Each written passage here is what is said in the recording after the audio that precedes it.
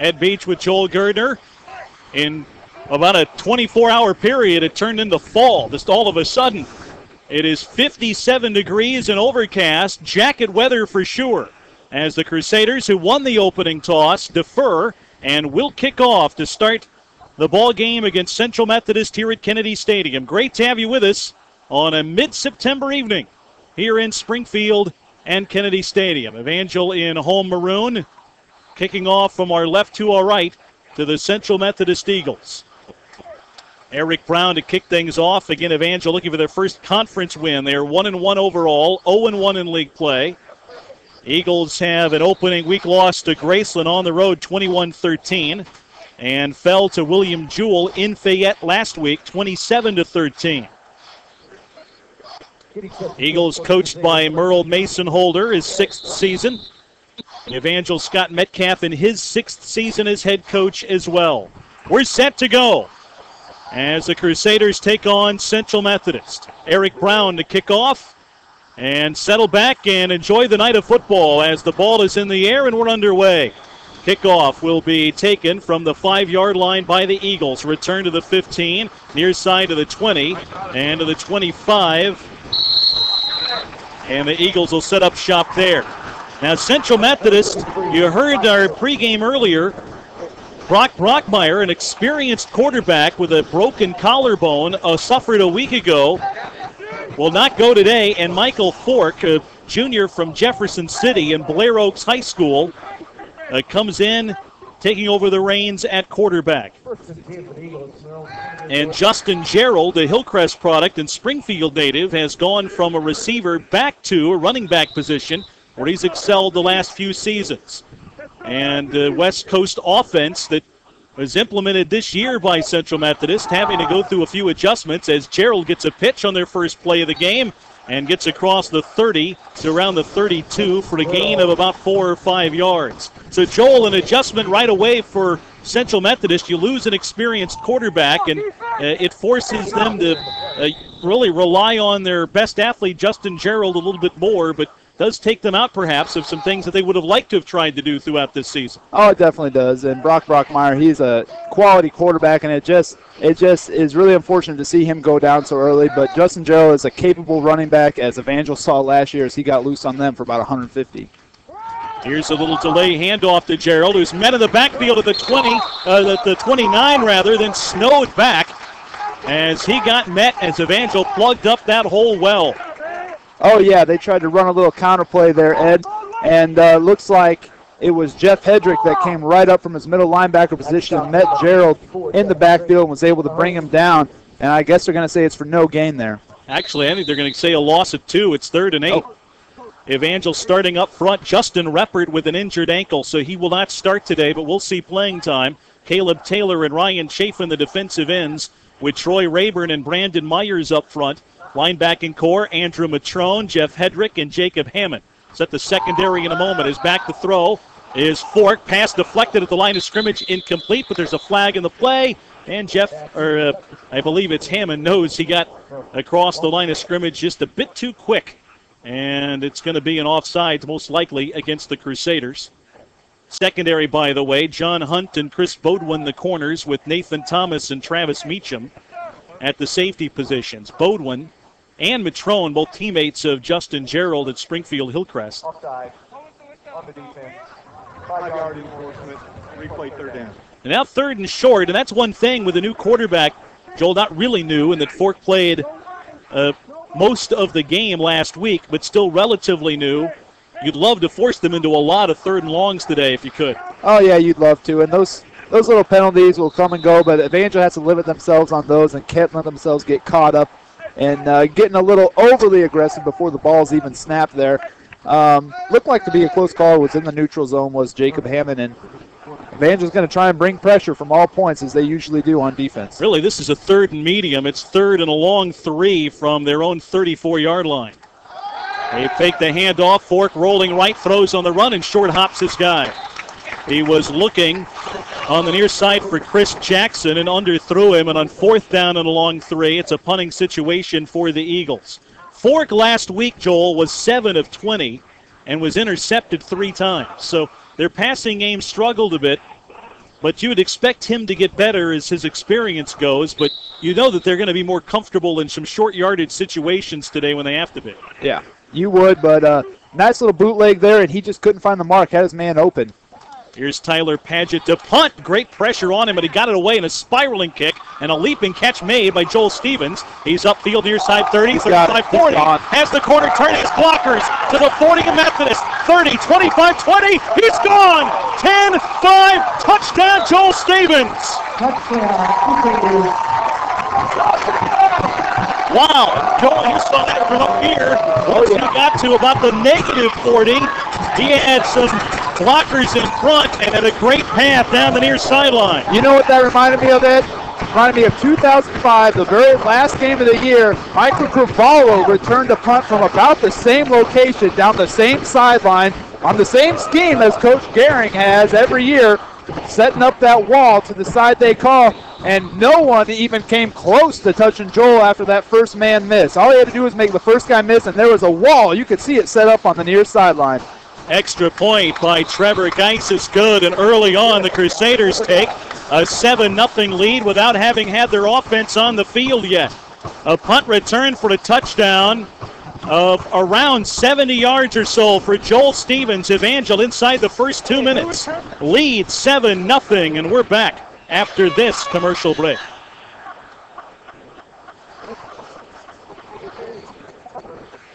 We'll take it.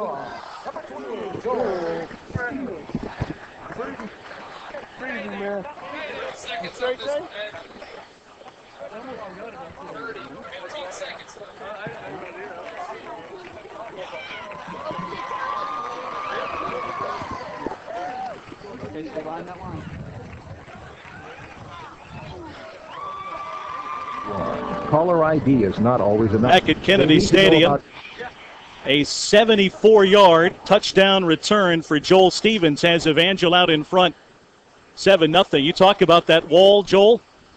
It was like there was Crusaders looking for people to block. I mean, it was that kind of a wall where even further downfield, there were a lot more maroon jerseys than even guys to block once he got to midfield. That was an impressive special teams play and return. Very special. And for whatever reason, the past 2 or 3 years now, Evangel's had success with their punt returns against the Central Methodist special teams play. The kick goes out of bounds from Eric Brown on the far sideline. So we talk about how the first 2 weeks, the kickoffs now are coming from the 30.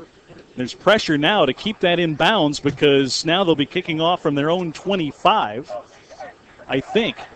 Or will they go ahead and take it at the upfield? I guess they're going to go ahead and take the yardage and not have Evangel re-kick, which is, I'm not sure. A great idea. Really, because you're kicking off from the minus 25. You have an opportunity for great field position, but they're going to go ahead and accept their own 35 to start this drive. Well, especially seeing as last week against Langston, the same thing happened. Evangel stopped them at about their own 19-yard line, and then the next time they were able to return it out past the 40-yard line, the net gain of about 20-some yards there. And Central Methodist must not think that they can get much better than 35 yards to start out with, which isn't bad starting field position. No, you'll take that usually, but with this season, with the kickoffs coming from that deep, sometimes that roll of the dice maybe we're taking. Offset I formation here for Central Methodist from their own 35. Handoff up the middle. The man tripped as he got to the line of scrimmage. This will be no gain. Yeah, just a run right over there to the left side there for number 5, Rashad Lee, one of their backup running backs behind Gerald's. And just got tripped up. I don't even think a Crusader got his hand on him. Judging by action, looks a little frustrated with himself. Might have just tripped over his own feet there. Actually, falls forward for a yard. Yeah.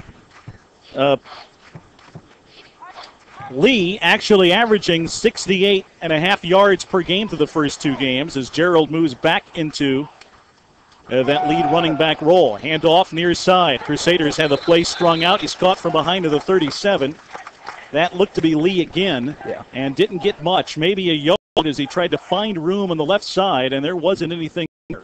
And it's 3rd and 8 for Central Methodist as they have a guy slow to get up It is their tight end, Poppy Stevens, who's limping back to the huddle before he goes off. So he's getting off under his own power. And Evangel has Justin Reppert now rotating in. Good to see him back, at least for a sequence or two. He was injured on Tuesday in practice with an ankle, but not bad enough to keep him out. So 3rd down, 8 to go. Eagles at their own 37-yard line. Michael Fork back to throw, into the pocket, under pressure, hit as he throws, gets the pass complete, but Matrone takes his man down right at the line of scrimmage. A pass for virtually no gain, and it'll be 4th and call it 7, so a pickup of about 1 in a punting situation again as they completed the pass to their fullback, Ricky Farr. Yeah, Farr just going out to the far sideline and catching a little swing pattern out there for a gain of 2, but Matrone was all over and able to tackle him as soon as he caught the ball. Good coverage by the linebacker. And on 4th down, here's the punt from Paget. Gets it away. Wobbly kick, short, angling to the far sideline, and it goes out of bounds. No chance for return this time as he went for the far corner and kicks it out of bounds at the 25-yard line, and the Crusaders will take over there. Yeah, good decision there by the punter, I think. After Joel Stevens gets his first punt return for a touchdown of his collegiate career, which actually he was a very prolific punt returner in Idaho when he played high school ball. But this is his first year doing it here, and probably a good decision by their punter, Matt McClennan, to kind of angle it to the sideline there and keep it away from Joel. Yeah, it was McClennan actually had the punting duties there. And for Evangel, they will use 3 wide receivers, 2 to the near side, 1 to the left, as quarterback Derek Rasmussen will go shotgun on their first play from scrimmage. And it's a draw play. Shedrick McClinton near side, spins away at the 35, breaks a tackle, gets to the 39, and a gain of about 14 yards and a tough run by Shedrick McClinton. He ran through some tackles, Joel, and got a first down carry. Yeah, Shedrick carries the ball low to the ground, tries to stay low, and on that zone play here to the near side, he was able to find a nice hole that was opened up by Luther Walls and Garrett Gretz there on the right side, and his slot receiver there was Jared Stevens, and he came in and laid a nice block on the linebacker to free him for a 14-yard gain. Nice start for Evangel. Landon Small in motion out of the backfield. A high snap. Rasmussen corrals it, completes a pass on the near side to Mike Reiswick at the 45-yard line of Evangel. And that's going to be good for a pickup of about 7 yards and set up 2nd and 3. Just a quick little 3-step drop there for Rasmussen, kind of try to get him in the groove of the game there. They had that. The corner was way off Reiswick here on the near side. Reiswick runs a nice little hook route and settles in and catches it for a 7-yard gain. So 2nd down and 3. Evangel at their own 45. 3 wide receivers to the left, 1 to the right. Rasmussen out of the shotgun. Jared Stevens in motion to the near side.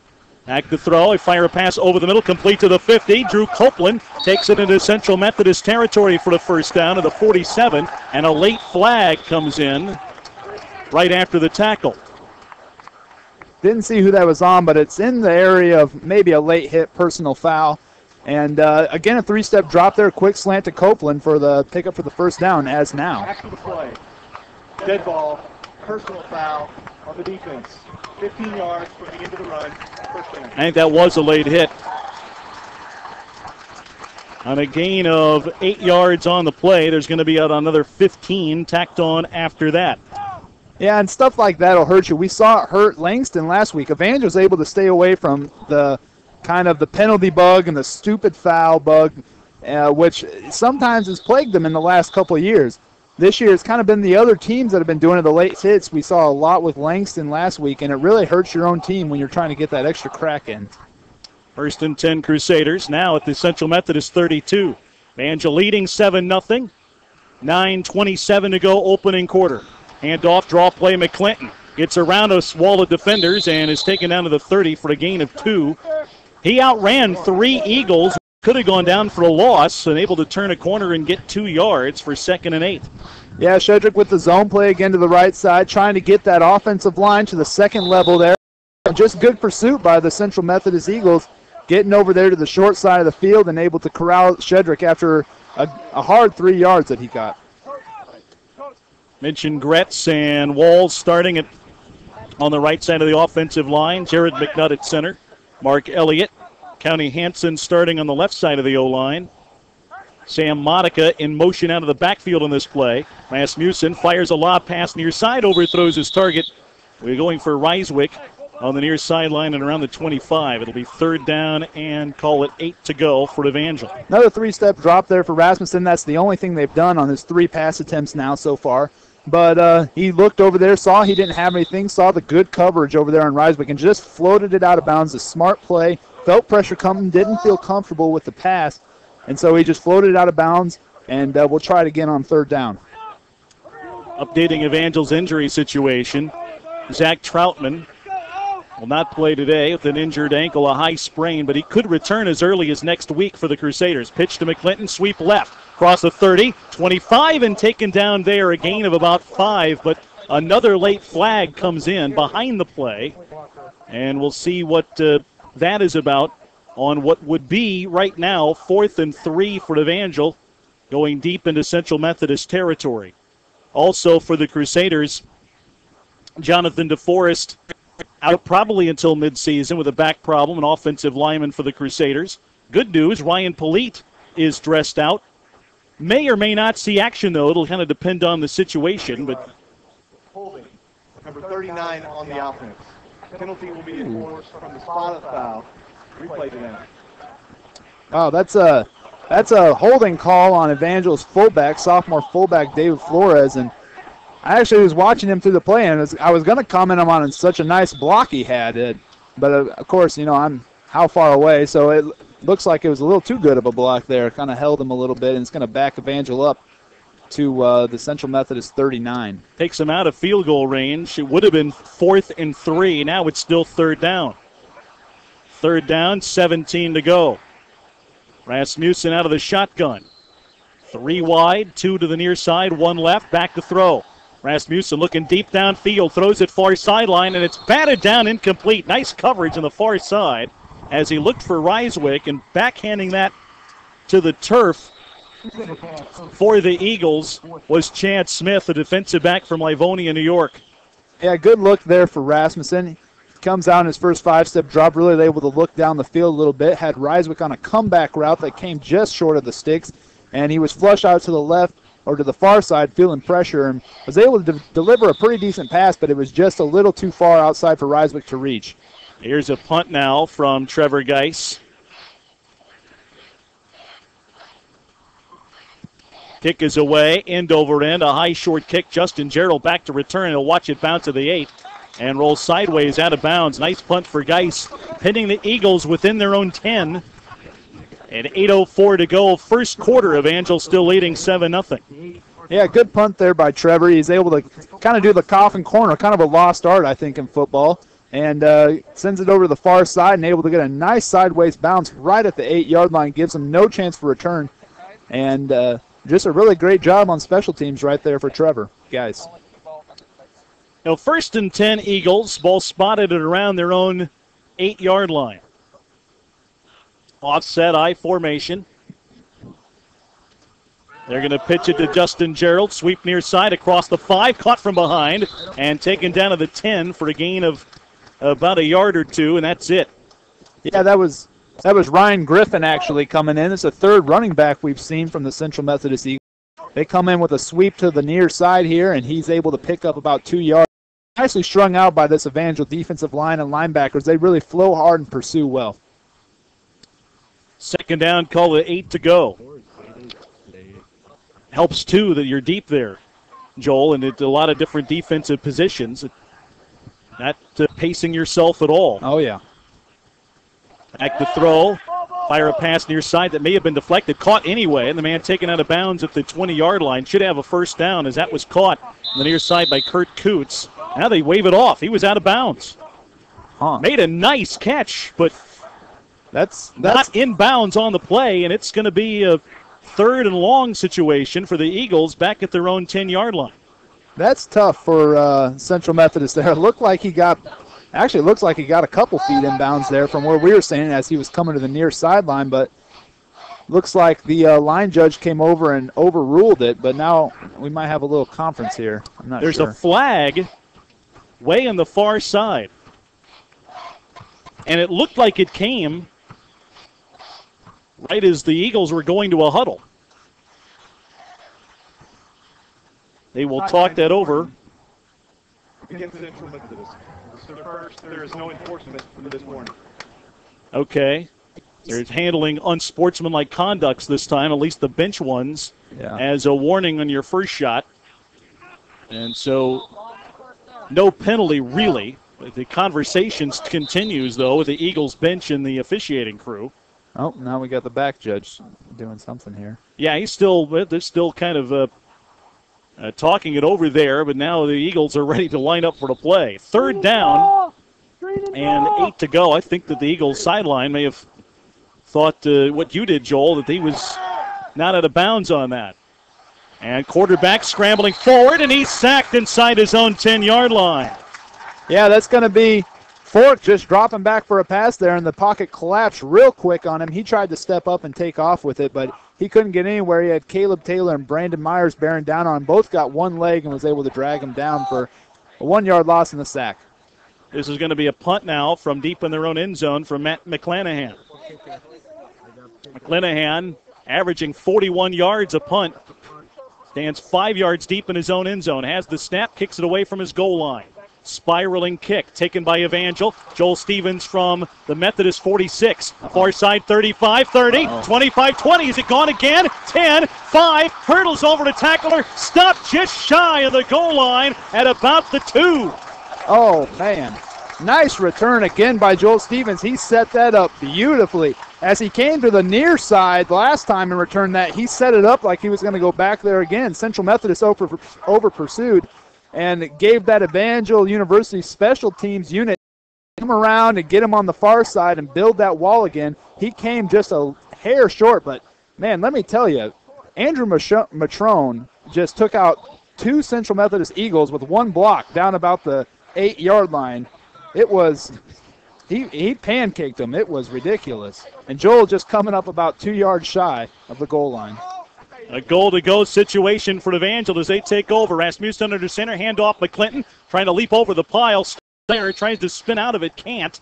And maybe stop for no gain. Might get a yard. Might lose a yard. He might. He tried to kind of get a second effort as he bounced off the initial line of scrimmage to try to spin free. And maybe a loss. We'll call it a loss of a yard and call it 2nd and goal from the 3. Yeah, the Evangel trying to stick it right up in there with Shedrick, and nothing really materialized up front, and he tried to jump up and came up losing a yard there. 2 tight end set. Pitch to McClinton, sweep right, looking for room. It's strung out. He gets to the 5, turns the corner, leaps, and touchdown, Shedrick McClinton. Nice. A huge leap into the air, and it got inside the pylon in the right corner of the end zone.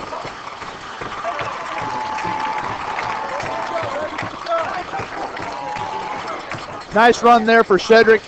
He set that up beautifully. He didn't have anything if he was going to rush that, but he had a pitch to the near side. He had Garrett Gretz coming around, the big senior right guard from Kansas. He came around, and he was mashed up against a little defensive back named Josh Vandelsdorp, who runs about 170 pounds. And Garrett Gretz, who runs around 320, is going to win that matchup most times. Shedrick just slowed down, kind of gave Gretz some time to catch up, and Gretz finished off his man, and Shedrick was able to do the rest, diving for the pylon and getting 6.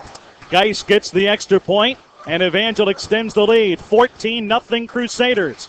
5:40 to go, first quarter, with a timeout on the field. We will be back after this.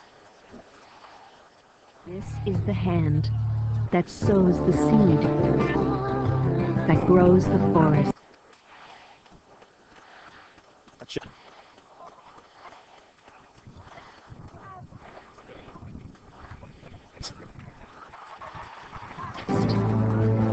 That drinks from the stream, that hugs the mountain, that gives shape to the wind, that carries the kite, that is flown by the child, that is loved Back by at the Kennedy women Stadium at beat that with Joel toil Gerdner. at the job, You know, and that touchdown that run, gives Joel, it to looked like earth-share, Methodist got what they that wanted. supports the hand, that sows the seed. All life is woven together. How can we choose which environmental cause to support? EarthShare, the workplace giving program, makes it simple by bringing the leading environmental groups together under one umbrella.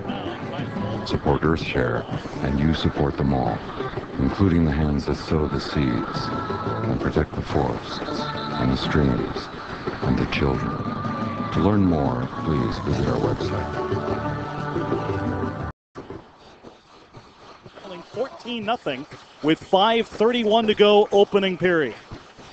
Yeah, better kick from Eric Brown there. We all know he has the big leg and can send it back. He sent Jeremy Jefferson back to his own 1-yard line, and momentum carried him back into the end zone. He's trying to bring it out. Did well to bring it all the way out to the 21, where he was met by what seemed like the entire kickoff unit for Evangel.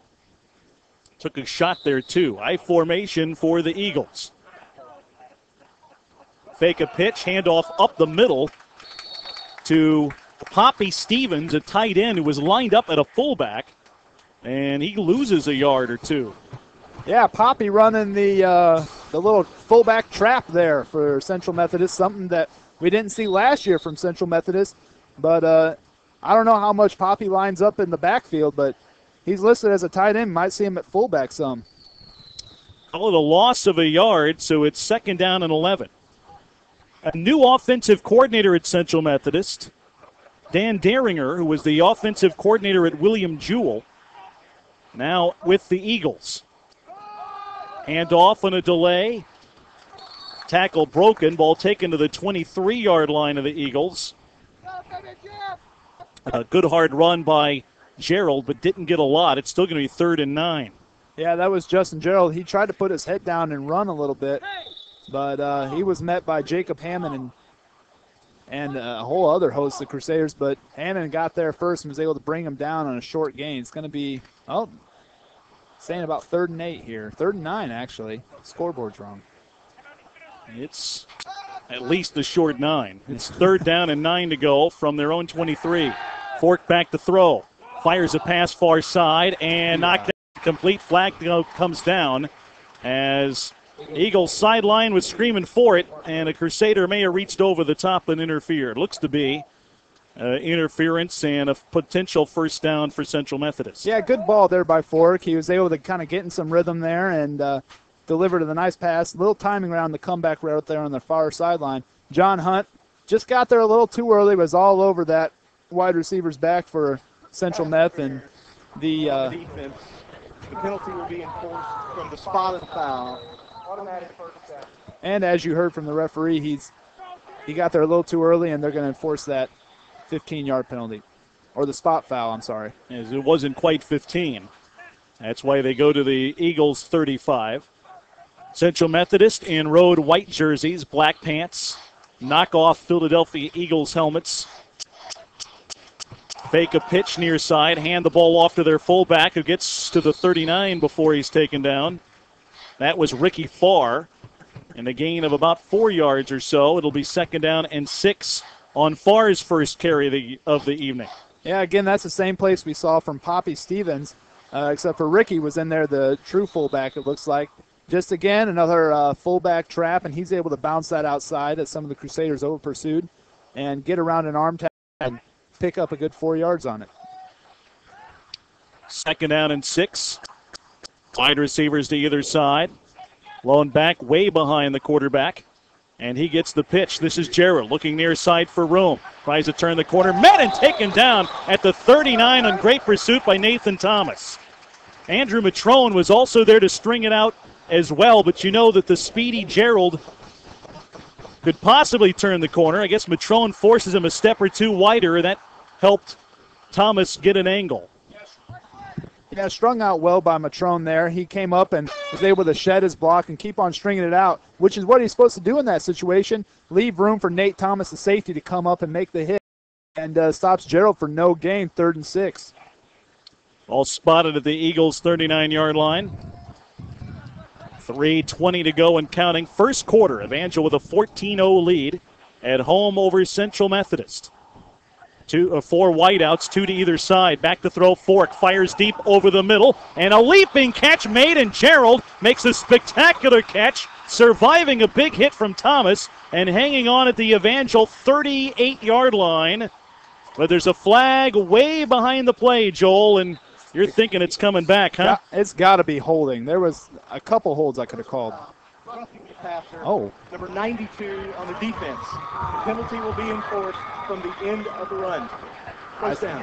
Oh, that's going to turn into a big play. I stand corrected. There was no hold on the play, and looks like it was Caleb Taylor, redshirt freshman, that came up and hit Fork a little late there. But a big completion, and then with the personal foul, like we said earlier, that just kills you. Maybe a little over-aggressive there for the redshirt freshman, Caleb Taylor. Well, it's a 34-yard pass completion, then tack on 15 yards. And now Central Methodist knocking on the Evangel door, and a chance for them to get back in this game as they trail 14-0 late in this first period. Michael Fork will hand it off, and Matrone kicks the man from behind. That's Richard Lee, who got it to maybe a pickup of about a yard or so, may actually lose a yard from the 22-yard line back to the 24. See where they spot him down. They're going to say no gain. Second down and 10. Yeah, a little counter play there for Richard Lee, and Andrew Matrone able to come around from his linebacker position and catch him from behind. Slow developing play as the counter, and Andrew showing off some speed there and getting him before he's able to get across the line of scrimmage. Justin Gerald goes to the slot to the right side. And in the shotgun this time is Michael Fork. Has the snap, back to throw, being blitzed, and down he goes. Coming flying from the right side, and untouched was Kedrick Dobie. Yeah, Kedrick Dobie comes in. He did the same thing last week against Langston. He was able to come free in that game and get a nice, easy sack, and no one touched him. Same thing on this week. He's able to come from the near side here, and no one picked him up. Didn't look like Central Methodist even saw him, even having him in his radar, and he's able to sack Fork coming from his blind side. Dobie, a senior from Apopka, Florida. A 9-yard loss for the Eagles, sets up third down and called it 20. And backed up now to their own 33. Back to throw, Fork again, this time with time. Fires a pass near side and well underthrown and incomplete as he was looking for Kurt Coots near sideline at around the 20. It'll be 4th and long and maybe 4-down territory for Central Methodist as Tyler Pageant hit 2 field goals so far in the season, but as long as from 36. But here comes a special teams unit on for something. They may try a punt as McClanahan comes on and will try to pin the Crusaders deep here. Yeah, Fork not able to get that pass off. He had great pressure. And Evangel looks like they're expecting the fake as they're still in their base defense. They are.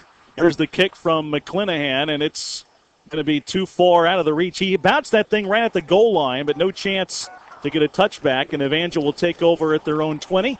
With 1:28 to go in the first, still ahead 14-0.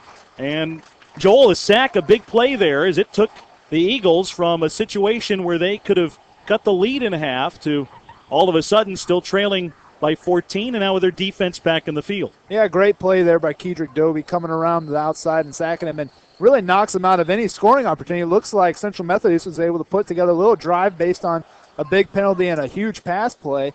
But Kedrick Dobie able to wipe all that out with a long sack that sent him all the way back past their own, the Evangel 30 and out of field goal range. Eric Rasmussen from the shotgun has the snap, back to throw. With some time going deep over the middle, and it is caught by Jared Stevens into Methodist territory. Fights off a defender at the 20. There's a flag goes down as he drags a defender literally 15 yards to the 13-yard line of the Eagles. They went over the top, and a beautiful pass completion to Jared Stevens, who gets deep into Eagles turf. Jared caught that ball and was literally punching the Central Methodist defensive back. That probably coming from his running back and fullback days where he just stiff-arm everyone and they'd go down. He was laying a stiff arm, and I don't know. You can't I mean, is a stiff arm illegal now? I don't. Maybe they're saying he punched him during the play, but it was violent, whatever it was. But you're right. He was able to drag him 15 or 20 yards. We'll get the call. It was a scrap. Number 6 on the offense. We don't see that every day. A face mask on the ball carrier. Huh. It'll nullify some of the big play.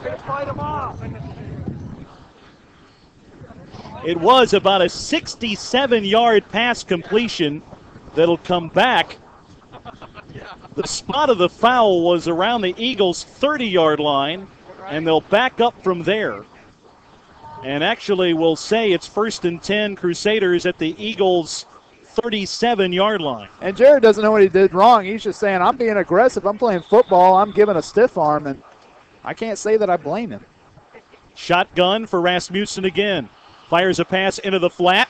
Caught at the 34 and taken to the 32 by Landon Small.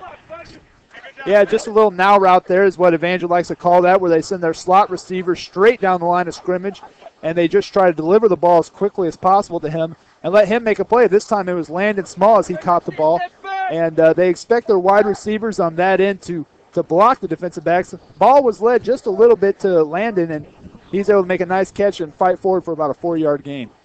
Under a minute to go in this first quarter, Crusaders leading 14-0. Have a 2nd and 7 from the Eagles' 33-yard line. 4 wide again. 2 wide receivers to either side. Shedrick McClinton stands to Derek Rasmussen's left in the backfield. Derek out of the shotgun. Working the clock down a little bit. And now takes the snap. Fires a pass far side. Leaping catch, Jared Stevens at the 30. Fights forward near a first down as he goes out of bounds far sideline. That'll stop the clock with just 6 seconds to go in the quarter. And we'll see if Evangel has a fresh set of downs here or not, as that was close. Yeah, and Jared caught that ball again and went right back to that stiff arm. He didn't shine away from it and made sure he didn't grab the face mask that time, but he's still going to pop you if you come up and try and tackle him. He's a big, strong guy. And it is an Evangel first down with 5.9 seconds to go in this first half. All spotted at the Eagles' 27-yard line. Time for one more play here in this opening period. Jared Stevens coming in, led the team with 8 receptions, has 2 today. 1st and 10 Crusaders, offset I formation. Handoff up the middle, Shedrick McClinton looking for room and dances his way across the 25 before he stood up and taken down. A gain of 2, and that'll end the opening quarter. 2 big punt returns, 1 for the TD. Another sets up another touchdown. The Crusaders, after 1 quarter, lead the Eagles 14-0. Back with a second quarter after this commercial break. Man, that reminded me of... Let's do 4 and 5 here. What was that? That reminded me of Morningside, Jarrett.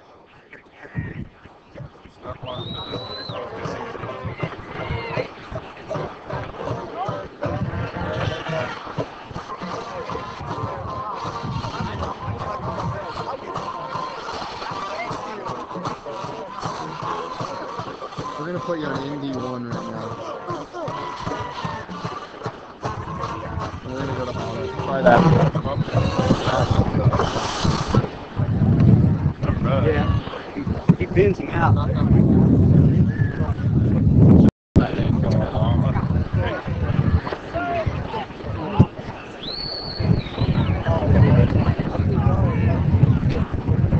My lens still dirty or still better?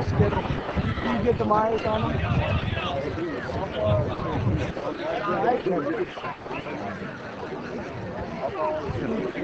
How's my lens? One linebacker.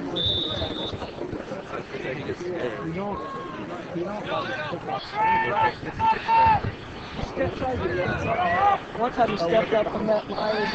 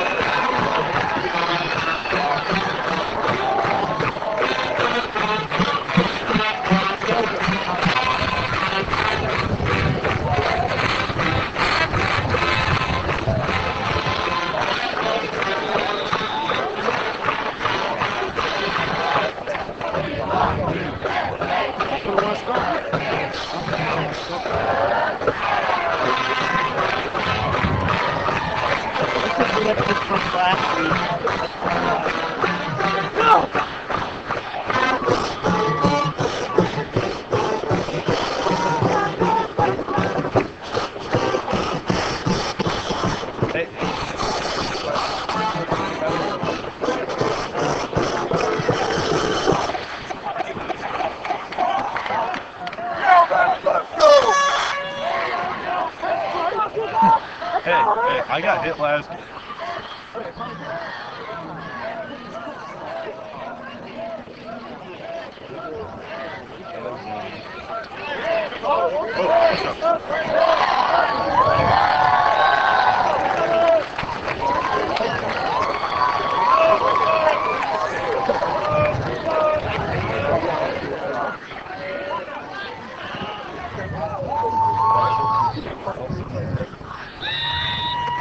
ROTC boys better get themselves in shape. It's a long night. They're going to be pushing.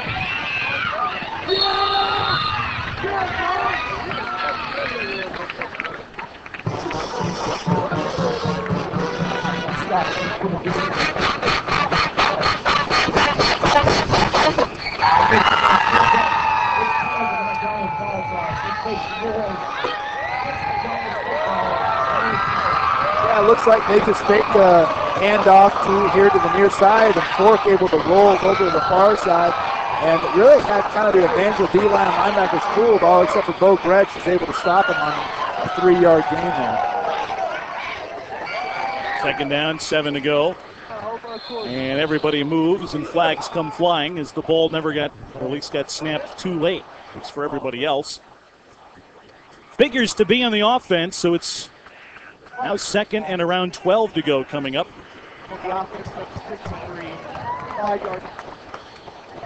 They stuck the penalty with Dan Cooper, but they could have called it on about 3 or 4 guys, so he's the one that just gets his name called. Yeah, that's never fun either. You just kind of want to go to somewhere inside your pads and hide, but it's not possible. I've been there. Second down, 12 to go. Eagles at their own 19-yard line. And a pass over the middle, caught by Gerald for the first down at the 40-yard line. A pretty throw by Fork, firing one over the middle, and Justin Gerald made a nice leaping catch at around the 38, takes it to the 40 for a nice pickup. Yeah, Justin Gerald, as we said, he's their best athlete. He's their do-it-all guy. He's been at running back, has had a couple carries already this game, and has been in the slot a lot. We've seen he was in the slot on that play on the near side, ran a skinny post just under the safeties, and was able to catch that for a nice, 21-yard gain. It was his second catch of the night. He's caught 2 balls for a total of 54 yards. Delay handoff. Rashad Lee, the ball carrier, Ryan Griffin, the ball carrier, bounced off one guy and able to spin forward to around the 42-yard line of Central Methodist. A gain of 3, second down and 7. Just a little zone play that isn't quite materializing. They're getting kind of that first level opened up as Central Methodist right there. But Evangel able to come in and stuff it kind of with their linebackers. Central Methodist not getting off their initial blocks and getting to that second level on this zone play they're trying to develop. Second down, 7 to go. It's a pitch. Again, this is Griffin in a sweep left. Tries to turn the corner and is upended at the 40. That's going to be a loss of a couple of yards. The Crusaders, again, penetrated that well. And it'll be third down and called it 8 to go for Central Methodist. Yeah, and you said that Central Methodist offensive coordinator at first year from William Jewell. This is looking just like William Jewell's offense from last year. Exact same formations, exact same runs. And that time on that zone play, on the zone scheme there, the O-linemen were able to get off their blocks on the first level and get to the second level, but the far cornerback just missed his block, and it was John Hunt able to bring him down. Pass near side, short hop the intended receiver. It looked like it is incomplete. 4th down and 8 to go.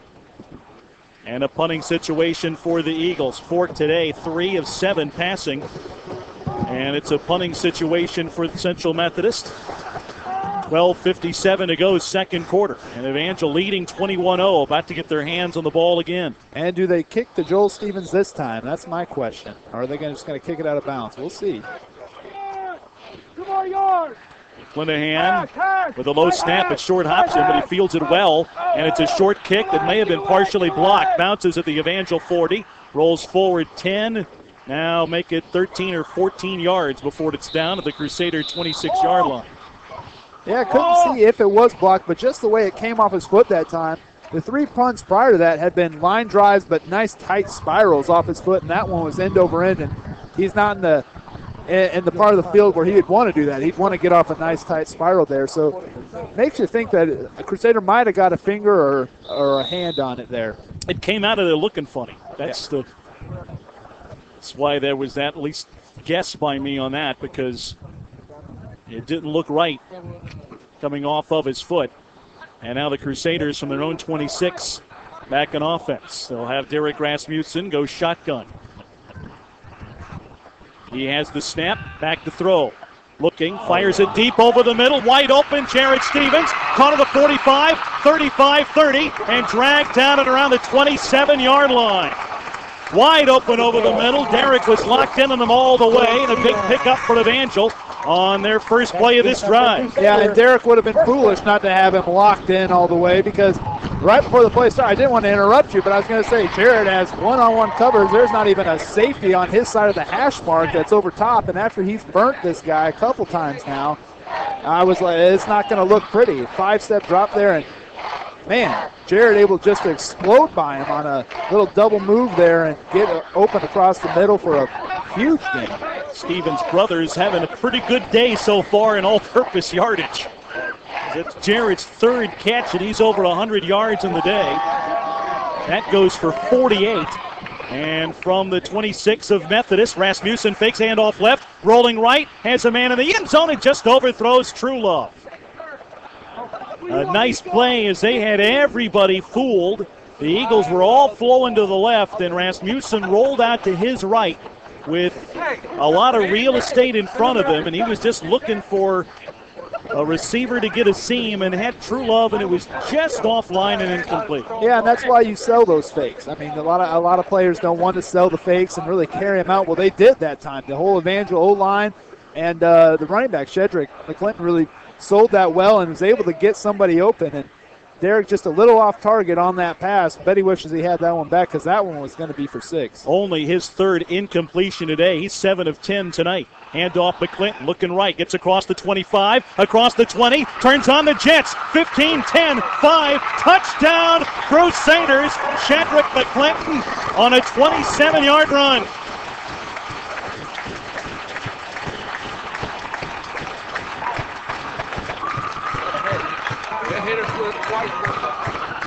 And again, you see that simple little zone play. I keep on harping about it, but it is effective. It is very effective if run correctly. And Shedrick right there is just pure athlete. Patient to the hole and then explodes through it. That's what they teach him.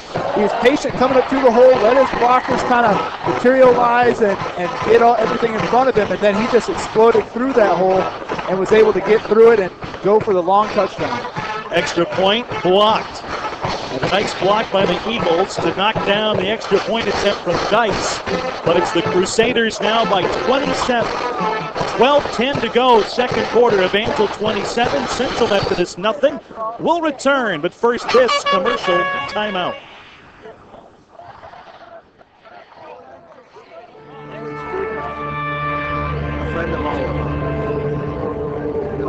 Sometimes it's important for kids to keep quiet. But if you keep quiet about a kid who talks about hurting someone with a gun, some kid could be quiet forever. Don't wait till it's too late. Tell a grown-up right away. For a free book about what to do, write to McGruff, Chicago, Illinois, 60652.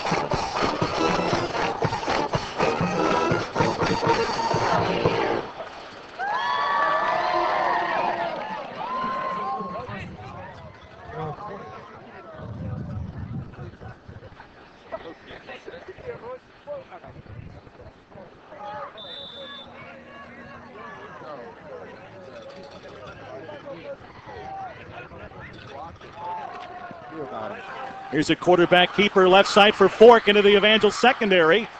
And he gets across the 40-yard line to around the 41. It's going to be a gain of about 21 yards for Michael Fork, who faked a handoff up the middle, and everybody was fooled. He went rolling out to the left and gets an impressive pickup. Yeah, Fork there, like you said, with the play, well, not really play action, just faking the handoff. In essence, it was. Yeah, and then showing off some athletic ability there, really showing off the speed, and wasn't for a tackle by Travis Meacham, he might still be running there. Part of a very good high school team at Blair Oaks. It's Michael Fork into his starting role with the injury to Brockmeyer last week. He dumps a little pass off in the flat as he dumped a little pass, maybe even a lateral, to his running back, Ryan Griffin, who takes it really just around the line of scrimmage, and that's it. Yeah, no gain there. Just a little swing route out there for his running back. He was able to hit him right in stride, but Jacob Hammond saw it coming all the way. The outside linebacker there on the far side that was covering the Eagle running back, and was able to bring him down for no gain.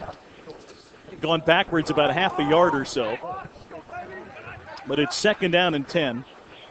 Eagles at their own 41-yard line. Fork with the snap, hands the ball off to Leaves, men in the backfield, and drop to the 39.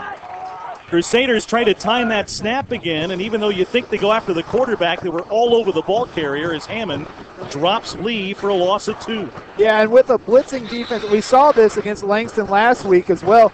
It's just that blitzing nature and attack nature of this Evangel defense. They're always coming after you, and with a defense like that, you can't have the same snap counts, and that's obviously what's happened. As the Evangel linebackers have really been able to time some of these snaps and have a full head of steam as they're coming in to get these Central Methodist running backs and quarterbacks.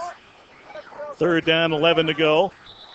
Michael Fork in a shotgun formation, and the whistles blow to stop the clock, which reads 10:17 to go in the second quarter. Already been a long evening for the green, white, and black of Central Methodist. Michael Fork out of the shotgun, has the snap, back to throw, fires a pass far sideline and threw it behind his target. He was looking there on the far side for Jeremy Jefferson, about 15 yards downfield. Pass went way behind him, and it's going to be 4th and 11. And McClanahan back in to punt. Yeah, and Fork underthrows his receiver again. Chris Bogman on that far side with good coverage there. And the ball was delivered and was short by quite a few yards there before Jefferson ever even turned around. You wonder if they kind of might have gotten their routes mixed up. Joel Stevens to return this punt from McClanahan, who knocks it away from his own 29. A spiraling kick, angling out of bounds. And it stays inbounds, rolling all the way inside the 20 to inside the 10-yard line, where it's down there. It's going to be an impressive punt for McClanahan, who may have been trying to go all the way from Joel Stevens going out of bounds with it. Winds up giving a break for him and staying in. And Joel, there really wasn't anything he could do. He couldn't field it at that point. He had to let it go. And it just a good break for the Eagles as Evangel now inside their own 10-yard line. Yeah, really just a good great effort there by McClanahan as he got off about a 50-yard kick there after the roll and everything. It rolled right along that far sideline and stayed in bounds and took it all the way down to the Evangel 10. Asmussen from the shotgun, running backs to either side, wide receivers to either side. From their own 10-yard line, high snap, handoff, and it's going to be Sam Monica dropped for a loss at around his own 4-yard line. Tried to break free and could not. And it's going to be a loss of 5 yards in the play for Evangel. They're backed up now deeper in their own turf. 2nd and 15 they face from their own 5. Yeah, that really looked like just a bad play from the get-go there. You can see Central Methodist just about brought the house there, brought 2 or 3 linebackers on a blitz, brought almost everybody up in the box, and they really snuffed that one out and were able to drop Monica for a 5-yard loss. This time Rasmussen will go under center with an offset I formation behind him. It's a pitch to Monica, sweep right side across the 5 and knocked down at maybe the 6. Did not get much. It'll be 3rd and long for Evangel, and you can see the renewed effort from the Central Methodist defense. Clearly a frustrated group playing with a little bit of a vengeance now. Yeah, Monica not able to get it going on the far side either. Picked up about 2 yards on that effort, but not a lot of room over there right now, and he's really trying to pick his way through that. And we'll see what Evangel does, backed up on their own 6-yard line here on 3rd and long. Are they going to keep it on the ground or try and put it up in the air and convert this here? Shotgun for Derek Rasmussen, who stands at his own goal line. 4 wide. Back to throw, a quick little pattern out to the side, caught at the 10. Taken by Copeland near the first down marker, but shy of it by 3 yards. Nice run after the catch by Copeland. It was only a couple of yards downfield, but not quite enough for the first as he stopped 2 or 3 yards shy. 4th down in a punting situation. One of the few tonight for Evangel as Trevor Geis comes on to kick. Yeah, a safe play call there. A little 3-step drop on 3rd and 13. Trying to get the ball into a playmaker there and have him break a tackle and maybe get the first down. Came about 3 yards short of it, and way to get some more room for Trevor there. Geis stands inside his own 5 for the punt. Kicks it away under a little pressure. Gets knocked down. There's a flag. And it'll bounce at the 48. Get an Evangel roll across the 40 to the 35, the 33, and down there. It was not a violent hit on Trevor Geis, but they did take his foot out from under him. And Joel, being 4th and 3, if it's of the 5-yard variety, Evangel still may get a fresh set of downs out of this. Yeah, either way, this is going to be a first down for Evangel's offense. Nope. They thought he went for his leg. He dove at his feet, and they hit a personal foul on that, so it's of the 15-yard variety. And a whole different situation for the Crusaders, who now will get it near midfield. Yeah, I didn't see if he had hit him. I was too busy watching the punt. He got a great punt off, but looks to be like, might have been an iffy call, but even if it was running into the kicker, it's going to be a 5-yard penalty, so it's going to be a first down. Now it's just insult to injury there with the personal foul and getting them into good starting field position at their own 31 rather than their own 10. Here's the thing. I mean, if you go, I guess, to the kicker's leg or his foot, his plant foot, when he kicks, I mean, they are in a vulnerable spot. That was right after he had punted the ball, and you can get you're definitely prone to a serious injury there. So even though it wasn't that violent of a collision, they called a personal foul on it. Draw play, ball fumbled, but bounces right back for Monica, who gets to the 30, maybe a loss of about a yard or so. And the Crusaders now face 2nd down and around 11 or so. Yeah, and this Central Methodist defense looks pretty dedicated to stopping that run first right now.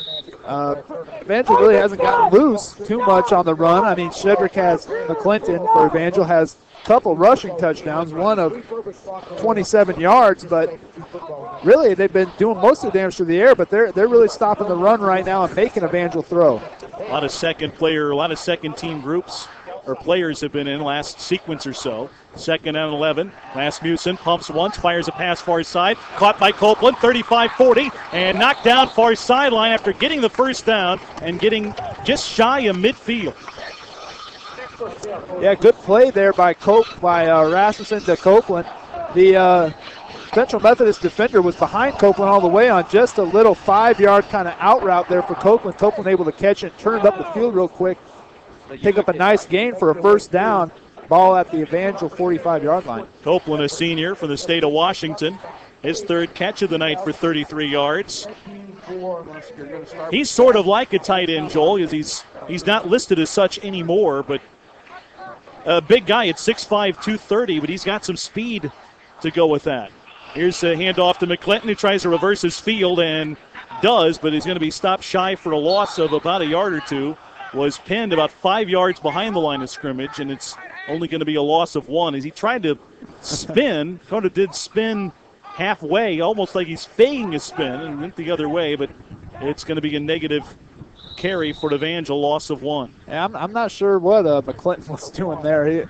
That was kind of a funny-looking play. He really spun before he had contact or anything, and then spun back the other way before he completed the spin, and before he knew it, he was losing yards, so he just put his head down to try and salvage what he had there, which was a loss, actually. Something you don't want to try at home, but Shedrick actually can. If anybody's going to pull any moves off like that, it's McClinton. Or Barry Sanders. Yeah, pass near side, caught by a sliding Landon Small at the 46-yard line of Evangel. A gain of 3, so it'll be 3rd down and 9 for the Crusaders. Yeah, again, just a little out route there for Small. Picks up about 3 yards, as you said. And Small with his third catch of the day for about 32 yards and a touchdown.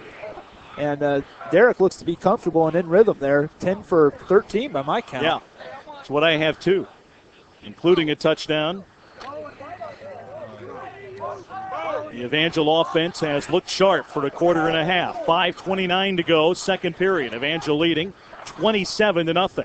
Rasmussen has time, throws over the middle, and it's tipped and incomplete. He had Jared Stevens in a little seam over the middle, and it was just offline and incomplete. Stevens had tripped up afterwards anyway, but had him in traffic, and on 4th and 9, a punting situation. Yeah, looking, it was actually True Love right over the middle there. Trying to run it. Derek really tried to fit it right in there. He had fit it right in between about 3 Central Methodist defensive backs, and he floated it in there nice, and it looked like a pretty good attempt at it, but True Love just not able to track it down. Geist to punt. Trevor with a low snap, but corrals it. Kicks it away. High, towering, spiraling kick, and a fair catch made by Justin Gerald at his own 21-yard line. Let's pause for station identification. This is the Evangel Sports Network.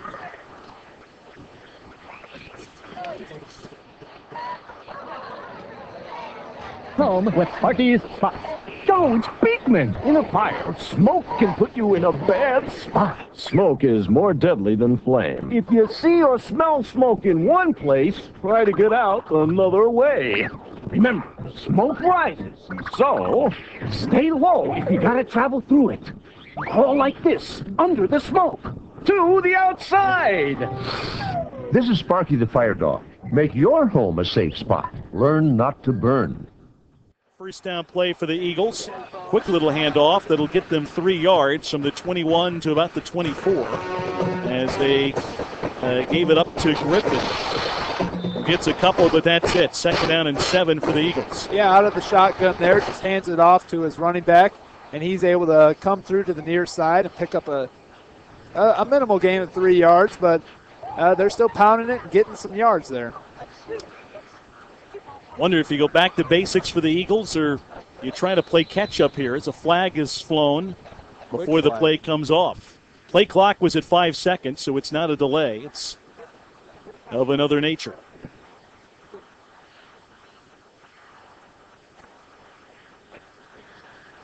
Figures to be a proceed. The offense lining up the neutral zone. 5-yard enforcement. Keep that. Our games on the internet are presented by the Founders Bookstore and the Holiday Inn I-44. Check out the latest Crusaders merchandise and order online from the bookstore link on Evangel's website at evangel.edu. That's Founders Bookstore. Now 2nd down and 12. Back to throw. And a pass completed near side of the 25, and he's snowed under there. Yeah, Fork with a nice pass over to his wide receiver, Waylon George. He picks up a nice little game, but he was immediately hit by John Fouch, and and then also Jacob Hammond coming in and cleaning them up. Call it a gain of 7, but it's going to be 3rd down and 7 to go. I guess he had to pick up about 5 yards. George, his first catch of the day. 3rd and 7. Central Methodist at their own 25-yard line. Fork back to throw with time. Fires a pass over the middle. Caught just shy of the first down. And the man taken down shy of the 30. He got his running back coming out of the backfield, Ryan Griffin, with a catch. And a good job of tackling, Joel, by the Evangel defenders, because if he's able to fight forward for just a yard, that's a first down. But he's taken down shy of it, and it's a punting situation. Yeah, that was Joel Stevens coming up and delivering from his safety position, coming up and stopping it before he could get any progress after the catch. And looks like we're going to have a timeout here. We are. The Crusaders will call time to stop the clock. They've got a chance here to do something on offense late. 3:18 to go, second quarter. Crusaders 27. Eagles nothing. And with a timeout called, we're back after this.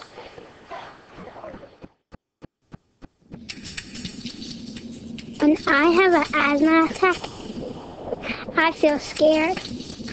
Sometimes my parents have to take me to the hospital. I feel like a fish with no water.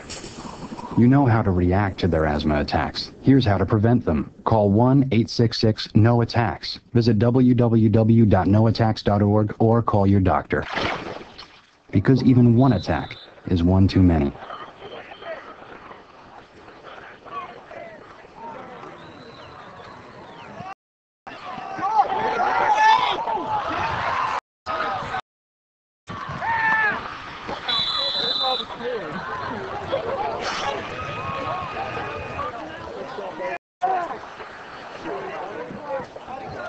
Look up, take a look up, see where the ball is, and then go back.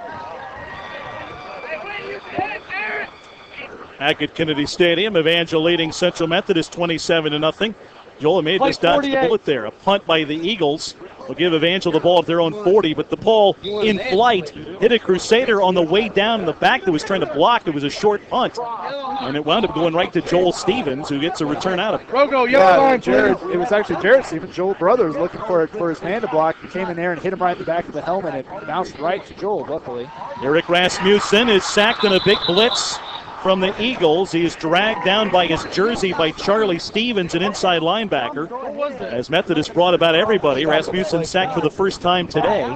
Will lose 7 yards on the play, and second and long as we're under 3 minutes to go here in the second period. And it looks like Central Methodist is kind of using the Central Methodist defense is kind of using the same technique that Evangel's linebackers have been using all game, which is timing that snap. Looks like the Evangel offense needs to kind of switch up that snap count so they can't time it, because it was definitely timed there by the linebacker who came down with the sack. Eagles play a 4-4. Here's a pitch to Clinton and a sweep to the right side, looking to turn the does across the 35, tripped up at the 40. But he gets back what was lost in the sack, and it's going to be 3rd and 9 or 10 to go on a nice run by Shedrick McClinton. Yeah, nice little run on there on the sweep to the far side. Shedrick, again, just patient, letting his blockers kind of set up. On that sweep, you really got to be patient, because you got to let your big offensive linemen get outside and get over there to get in front of some jerseys. And then once you're able to get them over there, it opens up a hole, and Shedrick's able to read that and burst right through it. Picks up a nice gain. Angel will put 2 wide receivers to the right and to the left. Man in motion from the far side comes to the near side. That's Landon Small. Rasmussen back to throw. King now under pressure, dumps it off and incomplete, just off the hands of Shedrick McClinton as he tried to dump it off. A good protection at first, and then an Eagle came from the near side and took a run at Rasmussen on the incomplete pass. It's 4th and 9, and the Crusaders look to punt. Yeah, Central Methodist with good defense right there. And Derek had good time at first, couldn't find anybody. And then, like you said, someone came late for that Central Methodist defense. And Derek tried to throw it real quick, found Shedrick open on the far side, but by then he was getting hit and just tried to release it off balance real quick and wasn't able quite to find the target. Here's another chance for Central Methodist on a low snap, and flags fly on the Geist punt. And it'll go at the 29, take a roll the other way, and be down by the Crusaders at around the 28-yard line of the Eagles. We'll see what the penalty marker is about. That play didn't look like the timing came off well. Maybe an offsides on the Crusaders. If so, what do you look to do? It may be on Central Methodist. Yeah, they're talking, though, to the Eagles. Looks like it's going to be encroachment probably, and I saw Metcalf signal that they're going to decline it and just give Central Methodist the ball at where it is now, which is their own 28. Yeah, because it's 4th and 9. Offside on the defense, number 38, White. That penalty. Basically, you'd be punting anyway again, and they're going to go ahead and say, we'll give you field position at the minus 27-yard line and risk having a return to punt here. They play it safe, only a minute 36 left in the first half anyway. Crusaders ahead 27-0. Michael Fork, the quarterback, in a shotgun. Will hand it off up the middle. And a pile surges to the 30-yard line of the Eagles for a pickup of about 2 or 3 yards.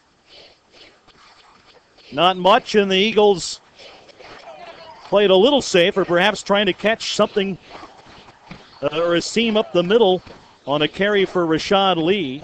2nd and 7 to go. Yeah, it seems like Central Methodist seems dedicated to that run on first down. It seems like the last 3 first downs they've had, they've run the exact same play out of the shotgun to the near side with a zone that has went for 3 yards. Back to throw, Fork fires a pass far side, tipped and nearly picked off.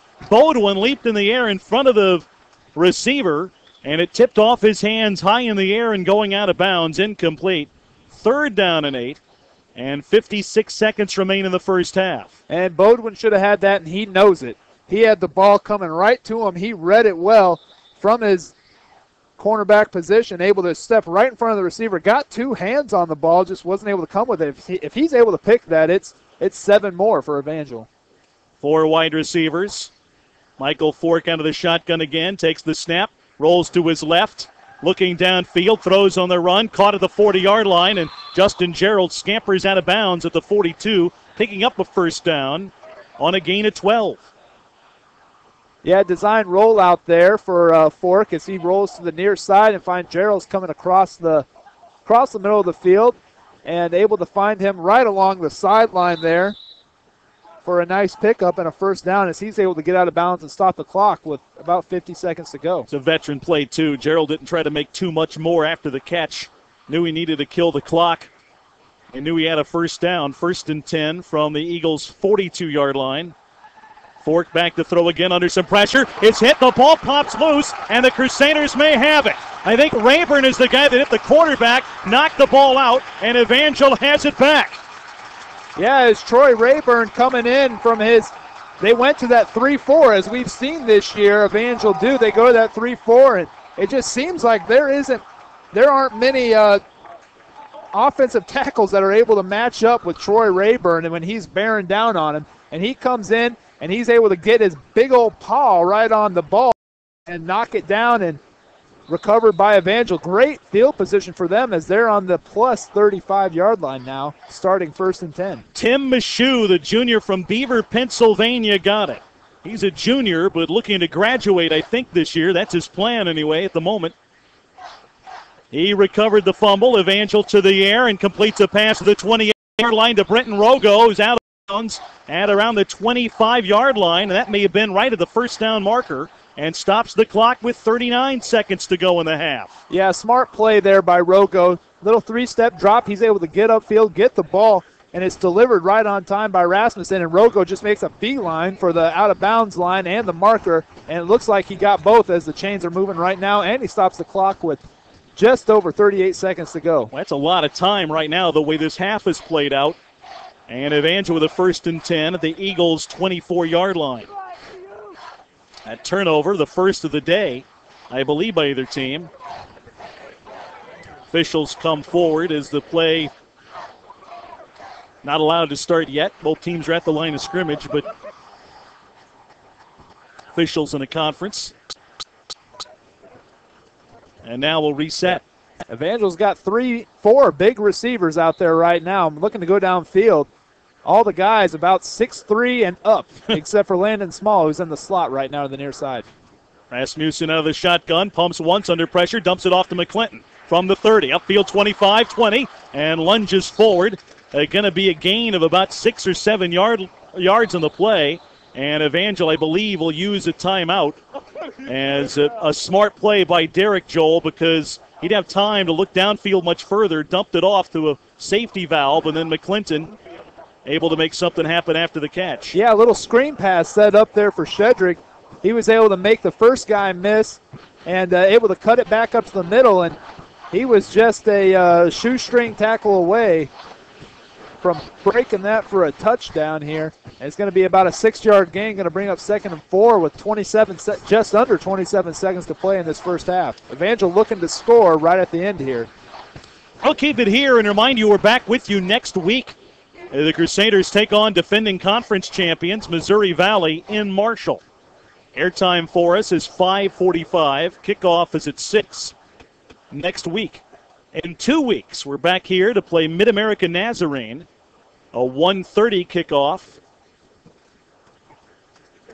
And our salute to military, called the Helping Heroes Classic.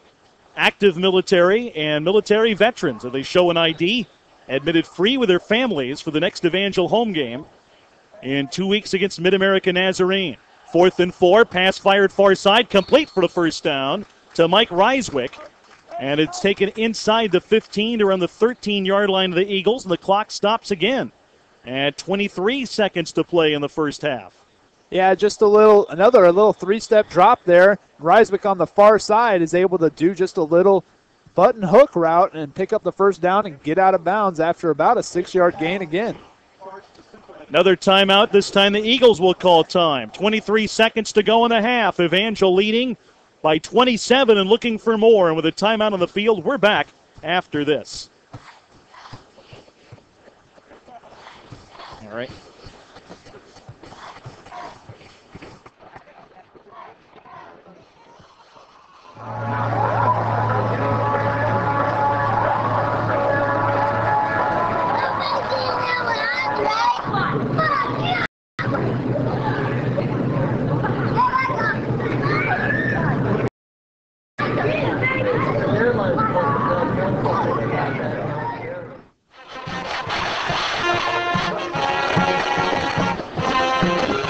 First and 10 at the Eagles' 13-yard line.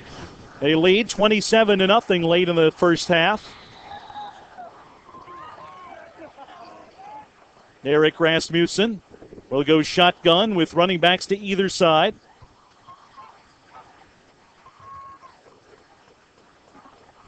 Going from our right to our left here in the second quarter. Rasmussen takes the snap. Looking. Fires a pass over the middle into the end zone. The ball stripped free, and they say fumble. They have possession. They're going to say it's a touchdown. He's got possession. That's a score for the Crusaders, who tack it on again on the Eagles sideline. Cannot believe it. They are livid on the far side as Reiswick had it. He was a yard deep in the end zone. A couple of their coaches are all the way to the 15-yard line on the far side arguing the call, as the signal came very late of a touchdown, and they're still going to discuss it in the back of the end zone, Joel. You know, I think that if you have possession and you're over the goal line, Joel, that's a score. Yeah, I think they're arguing that it was no catch. I think that's what they're trying to say, that he never had possession, but we'll see. Here comes the call. Catch, fumble, and the recovery in the end zone by Evangel. Touchdown. They say Evangel got the fumble. Yeah, it was Landon Small that came. That was not a completed pass. He had it. It was into his body, but he never really looked like he fully had a hold of it. And before the snap, here comes the Eagles. I think they've called a timeout, maybe to argue the thing. Yeah, sure enough. Now, they've got their guys in a huddle, but I still think one of their coaches would like to talk to a guy in stripes. And sure enough, that conversation starts to develop behind the Eagles' huddle on the far side before the Evangel extra point. I'm not sure exactly how they're interpreting that sequence. Well, we have the benefit up here. Yeah, we do. Of seeing a replay. Of seeing a replay. And after watching that replay, Central Methodist has a legit complaint because that was an incomplete pass all the way. And it was to Reiswick, and it gets right to him, and it's knocked out right away. He never had possession of the ball. Wasn't able to make a football move, and then the ball squirts into the end zone. That's when Landon Small is able to recover it for what's being called the touchdown right now. And Central Methodist has a right now to be upset about that. Here's the extra point from Geis, a low-line drive, but it is through the uprights, and Evangel now leads 34-0 with 17 seconds to go in the first half. Hey, here's the thing. It looked like the defender from behind punched the ball out as Reiswick was ready to tuck it.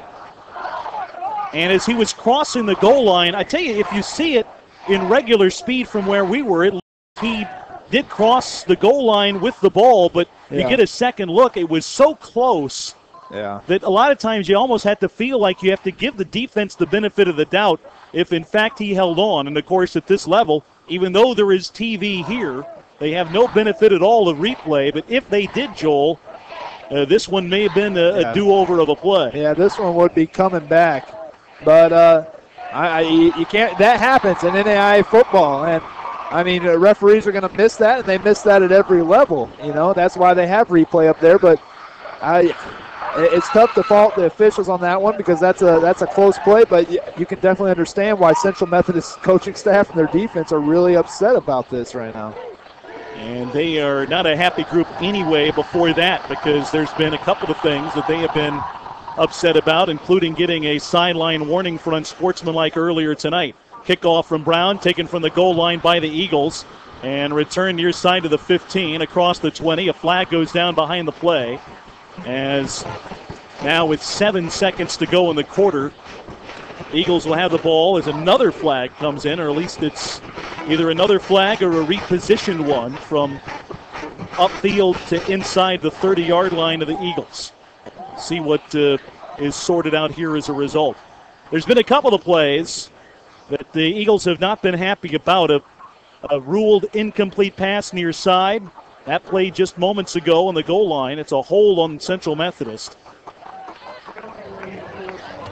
They'll back up 10 yards from where they returned it to the 22, back to inside their own 20 with only 7 seconds to work with, trailing 34-0. But been a handful of plays. Eagles coaching staff was not happy about it and kind of boiled over just a moment ago.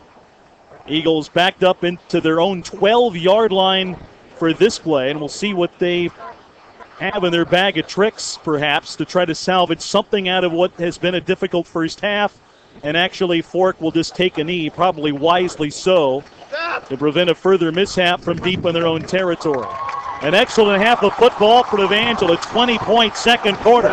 They go to the locker room, leading the Eagles 34-0 at the half. Back with our halftime show.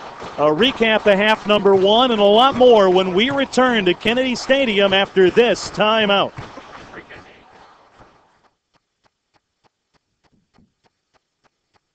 There, they may have a first down. They got right around the marker. And a gain of 10. It's going to be a 1st and 10 for Evangel. Real pretty move there after the catch by Jared Stevens. He's able to catch the ball about 5 yards downfield. He makes the first guy miss when he backtracks and goes back towards the middle of the field, makes another guy miss and is able to fall forward for a first down. Gain of, they're going to say 11 on the play there. Good play by Jared Stevens. 1st and 10 Evangel. Now at their own 26-yard line. Rasmussen, shotgun again. Looking right, throws that way, and it's off a defender's hands, incomplete. Linebacker stepped in. It bounced off of him. Incomplete, 2nd and 10. Yeah, again, Derek trying to get that three-step drop working. And looks like it was Michael Stromsness that came out. He was actually a defensive lineman. They might have had a little bit of a zone blitz going there. He dropped off into coverage on that three-step drop, just trying to fill the underneath gap that is right there, the natural gap that occurs in a defense, and he's able to get a hand on it and tip it away. Stromsness is a defensive end. He was there to have a hand on it. Rasmussen back to throw. Caught by Reiswick at the 32. Fights forward. And, boy, got close to a first down. Maybe shy of it by a yard. A great second effort after the catch as he took Chad Smith for a little ride of about a yard or so to get close to the first down marker. Maybe his knee went down because this isn't a very good spot at all for him. They say he's at the 34, a good 2 or 3 yards shy. Yeah, good 7-yard gain there by Reiswick. Again, the 3-step drop. Evangel came out with that in the first half, and now starting the second half, they're doing the same thing. Finds Reiswick on the near side on the little button hook route. 3rd and a short, 3 to go. Rasmussen fires a pass, caught for the first down, and taken across the 50, far sideline into Methodist territory. And the man run out of bounds, far side, Drew Copeland with another catch and big play for the Crusaders of about 25 yards down the far side. Yeah, again, a 3-step drop, but they get 5-step drop production there, really. I mean, you don't look for a big, long gainer on that unless your wide receiver or the person catching the ball is able to break a tackle. That's exactly what Copeland's been able to do. Just a little 5-yard out on the far side there. He catches the ball, breaks the tackle, and is able to break it for a huge gain. 24-yard pickup. Back to throw Rasmussen. Looking, has time, throws over the middle, and a leaping catch made by a Crusader at around the 31. Reiswick again, shy of a first down by about a yard. He may have a first down. They're going to stop the clock with 9:16 to go in the third quarter and look at a spot and a possible measurement. Evangel leading 34-0 here as we get nearing the midway mark of this third period. It's going to be a first down. Great catch by Reiswick there coming over the middle. Derek able to sit in the pocket, wait for that route to develop, and he delivers the ball high and to Reiswick. Reiswick, a tall player. He's listed at 6'3", 185. Real good athlete, able to go up and make that catch for the first down. Redshirt freshman from Lawton, Oklahoma is Reiswick. 1st and 10 Evangel. Pitch to McClinton, who drops the ball but picks it right back up. I say he dropped it. Ball bounced, I think, on the bad pitch to him, and there's a late flag as McClinton taken down for the 3-yard loss. What's this about? It's something with Jared Stevens and some other. I don't know who they're going to call it on. They're going to call a personal foul, it looks like, after the play was over, either on Jared or someone on the Central Methodist group there. I can't see who. Both. Yeah. The Eagles showing signs of backing up, though, on defense. Dead ball, personal foul on the defense. Penalty will be enforced from the end of the run, resulting first down. Sure enough, it's going to be on the defense, and Evangel will get a 15-yard penalty that nullifies, Joel, really a broken play that was going to be a loss of 3 yards. Instead, it's going to be plus 15. Not all 15. You've taken into account the loss of yards, but nonetheless a first down, and you're inside the Eagles' 20.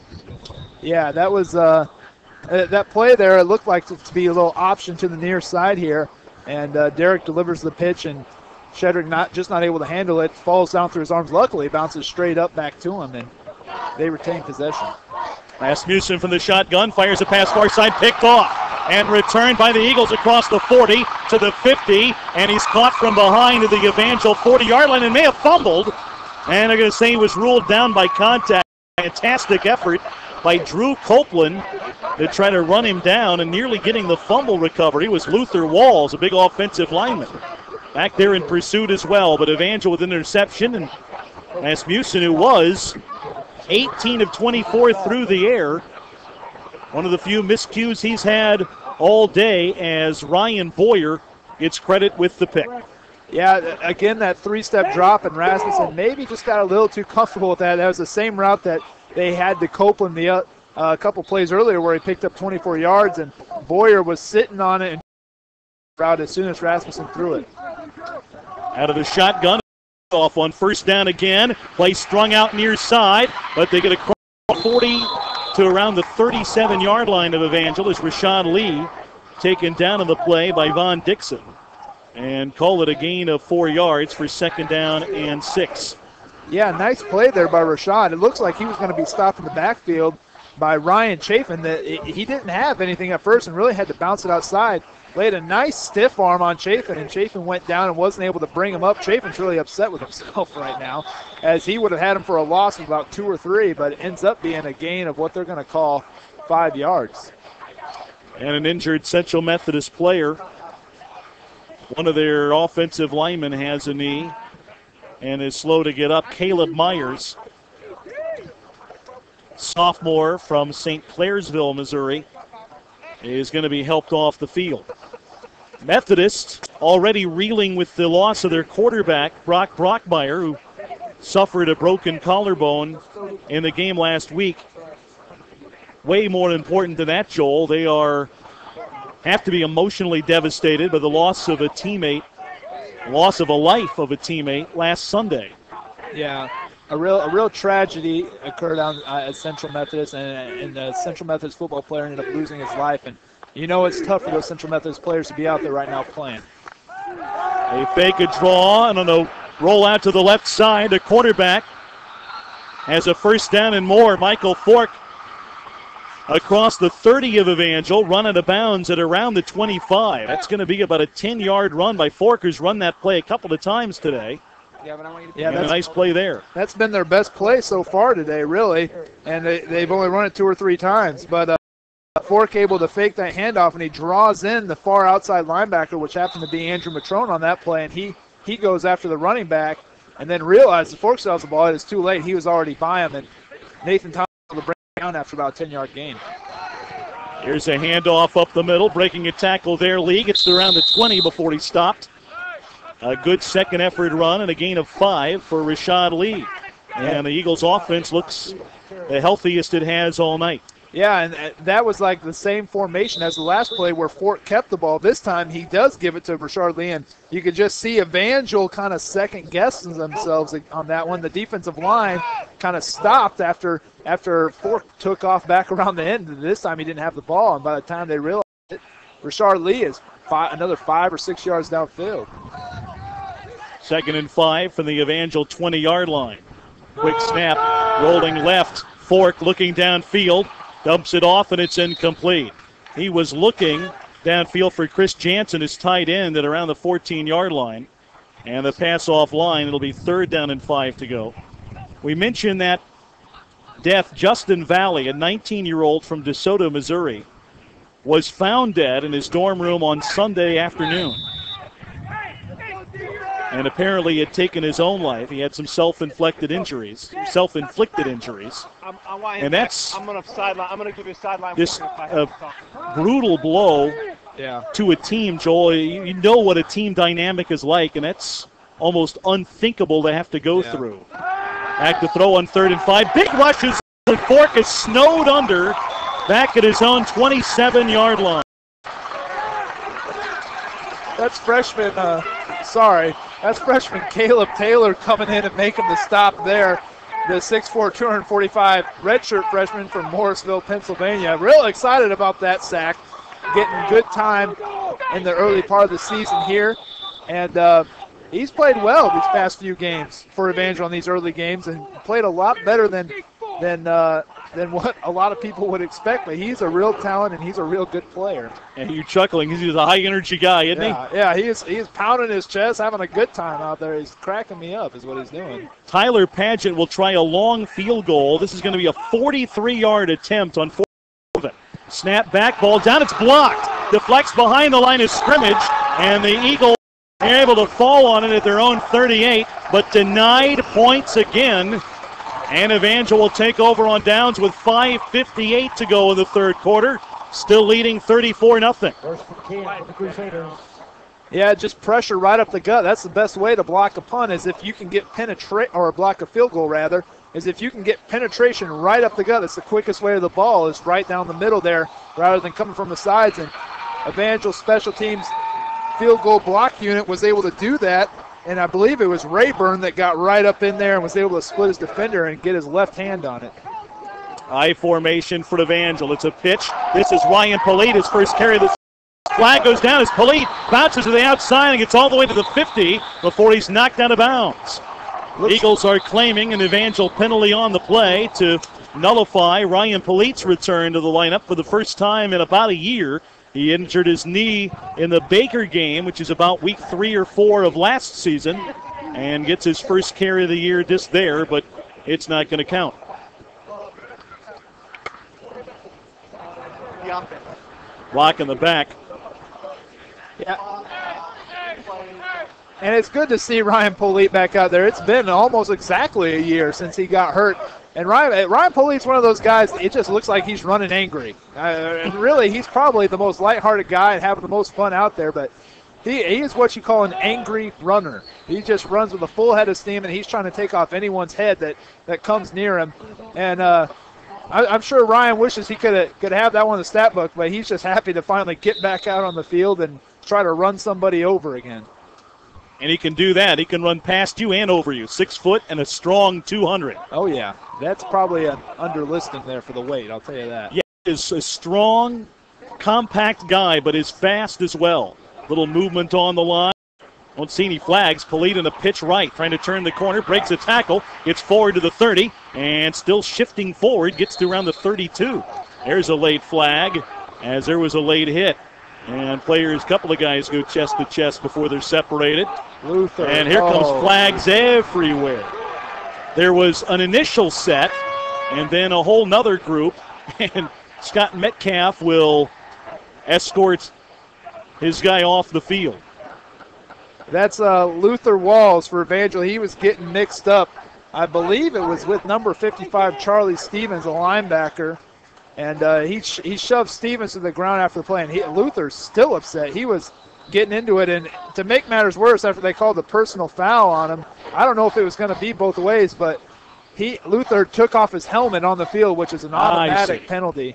And that's when you saw all the laundry come out. And Luther, for taking off his helmet there, I'm not sure on that. He might get ejected for the game. Now we'll see how they interpret that. Nonetheless, it's going to be 30 yards of penalties because it's two separate ones, and one of them will be a dead ball. I think both are a dead ball, but I think you can assess them both. Yeah. That's probably what the officiating crew is, well, one of the items they're discussing, but I think that they both can be levied. And they'll get set there. Actually,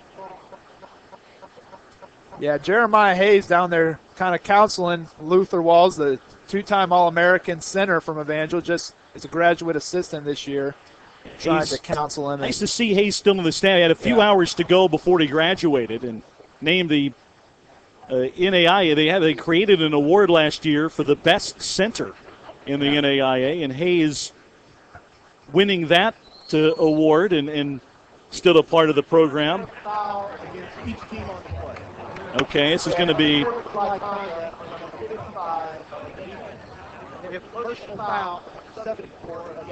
right, those are going to offset. Offset. We play that spot. That spot being the Evangel 32-yard line. So I guess. I think Luther lucked out on that one. I think Taking he off did your helmet too. Is a pretty big thing these days. Had it back on awfully fast. Yeah. It came back off when he came to the sideline. But it's going to be 1st and 15 for the Evangel. At least that's what they have listed on there. Yeah. And Luther's one of the last people on this Evangel team I think you want to pick a fight with. He's a big, strong man, and he wasn't going up against a small guy either. Charlie Stevens is 6'2", 250. He's a big guy, too. I think the officials are huddling saying, wait a minute, is it really 1st and 15? Yeah. Because Polite had a carry of positive yardage.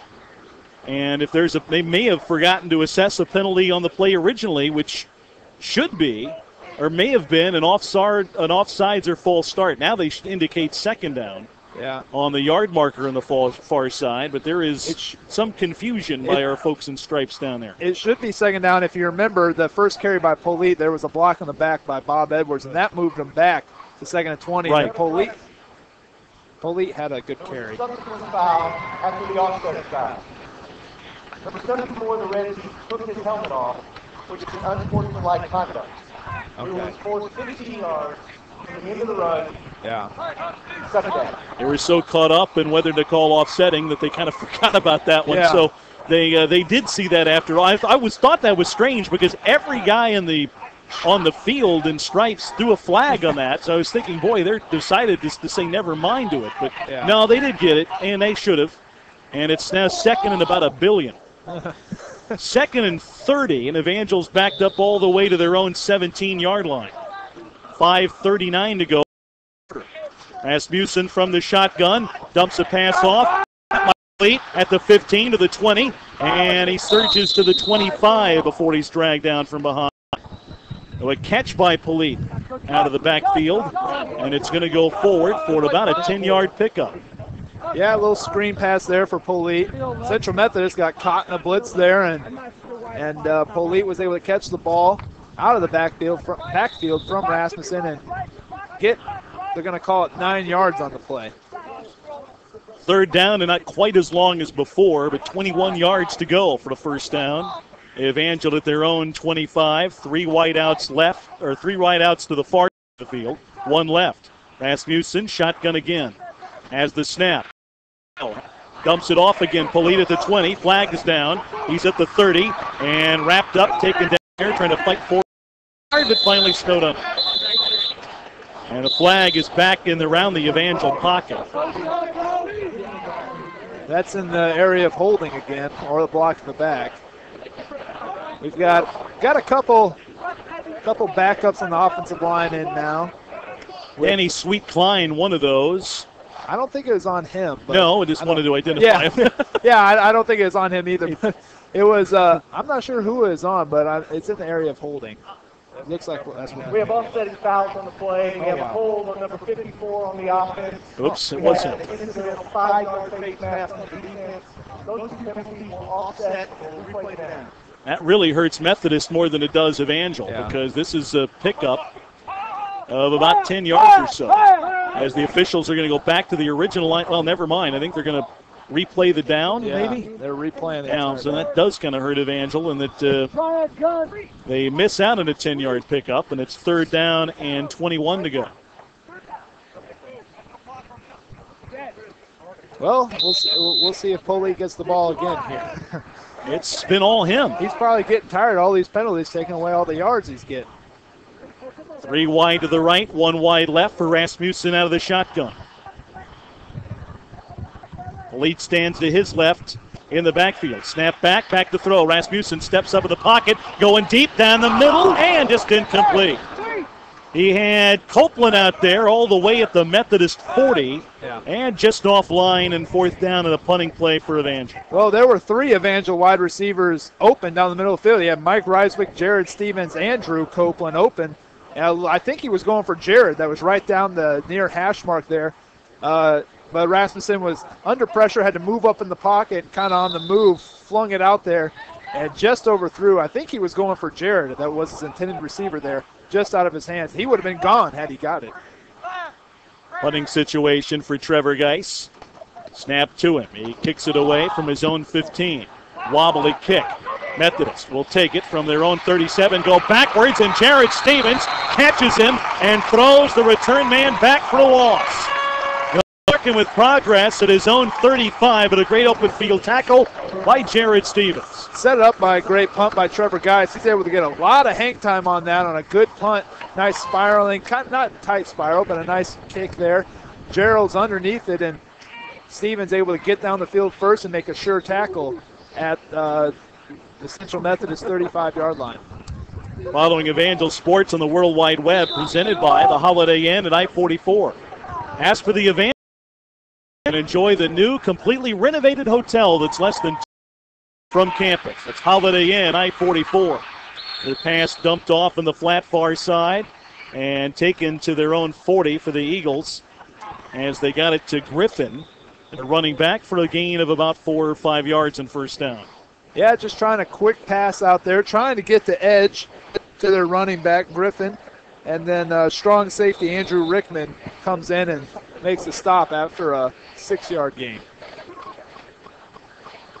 2nd down, call it 4 to go from the Eagles' 41-yard line.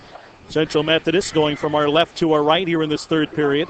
Evangel leading 34-0. Getting late 3rd quarter off up the middle. Will go for a couple of yards, but no more than that, and shy of the 1st down by at least 2 or 3 yards. They looked for Lee up the middle, and it'll be 3rd down and 2. Yeah, just a run right up the gut there. Jacob Hammond met him initially, able to start him. Lee able to surge forward and pick up 2 on the play, brings up a 3rd and short. We'll see if Central Methodist can try and keep something going here. And Yeah, they need this, don't they? They've needed it for about 2.5 quarters. Now for pride more than anything else, delay handoff and a first down carry. And get across the 45 to around the 46. Lee again, he didn't get the first down by much. That hole closed fast. Yeah. But a gain of about 3 yards and a fresh set of downs for the Eagles. You know, they just did a point in the game, Joel, where if you're Methodist, you just want to sustain something. Yeah. And get something positive out of the night, because they have not been able to really put together. They've had maybe one decent drive, but could not penetrate any further than the 15 and missed in a field goal their last possession. Yeah. But they've had few positives offensively today. Yep. Oh, we got movement all over the place here. No, false start. And, you know, that's got to drive the coaching staff nuts. Yeah, I mean, they're trying to get something going here, and then you get penalties. They finally pick up a nice first down on a run. Well, you just think that they're about to get some momentum. Yeah, and then they just that's kind of how it's been all night. They've had a couple personal fouls, some stupid penalties like that, maybe a hold here and there that have really stymied some of their drives, and then an underthrow later, and you know it's 4th down and they got a punt. And that's really not what you want to see from the coaching staff. Coaching staff's really looking for good ball movement to work on for something for next week, something to add on, something to build upon here. And looks like they have that going, and then they just get these kind of silly penalties. And now take a timeout. 1st and 15 for the Eagles. Evangel leading, 3:24 to go in the third quarter. Crusaders 34. Central Methodist nothing with a timeout on the field. We're back after this.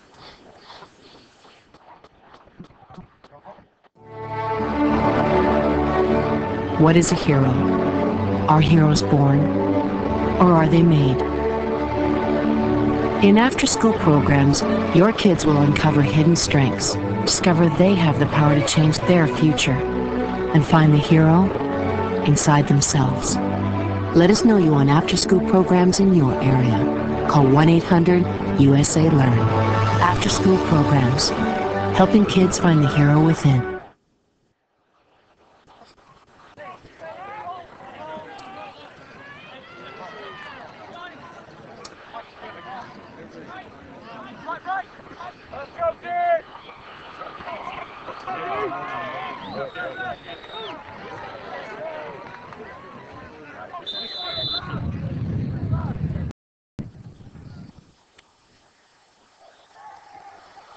Back at Kennedy Stadium on a 1st and 15 play. Central Methodist goes to the air, completes a pass, and gets near a first down marker, but shy of it by about 3 yards. A nice run after the grab for the Eagles, Reggie Hatton, but and sets up 2nd and short, a gain of 13.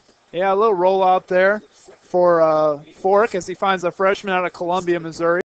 For a nice gain there, and it's going to bring up 2nd and 3, and nice play there on, what was that, 1st and 15? It was, and they needed that just to kind of set up a 2nd and short and give themselves some options. Offset eye now behind Michael Fork, junior quarterback from Jefferson City. Pitch near side, and what's going to be close to probably a first down carry for the Eagles as they got a pitch to Lee once again, who got a cross into Evangel territory at around the 43-yard line. Good for the first down and a gain of 4. After the timeout, their best ball movement of the day. Yeah, it started off with a nice pass there. Finally able to find a receiver on the move. Every time he's bootlegging, his best luck has been running with the ball, showing off some of that speed he has.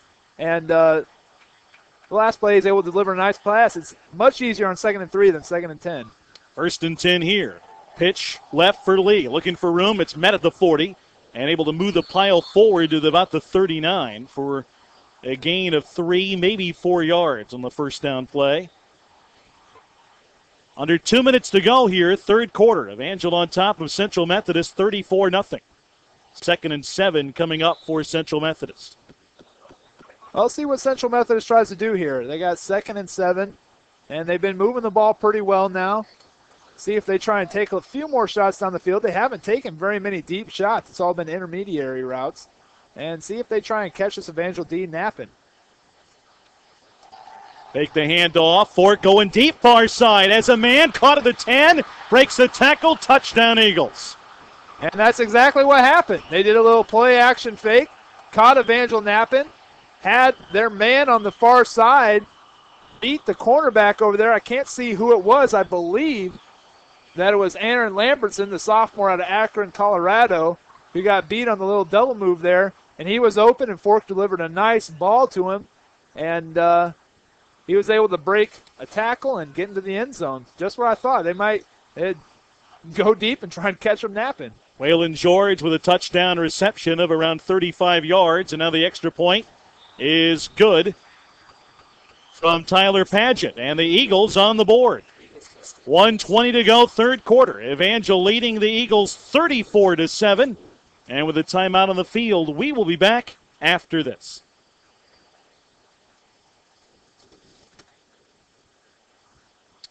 Oh, yeah, I forgot to do it again, didn't I?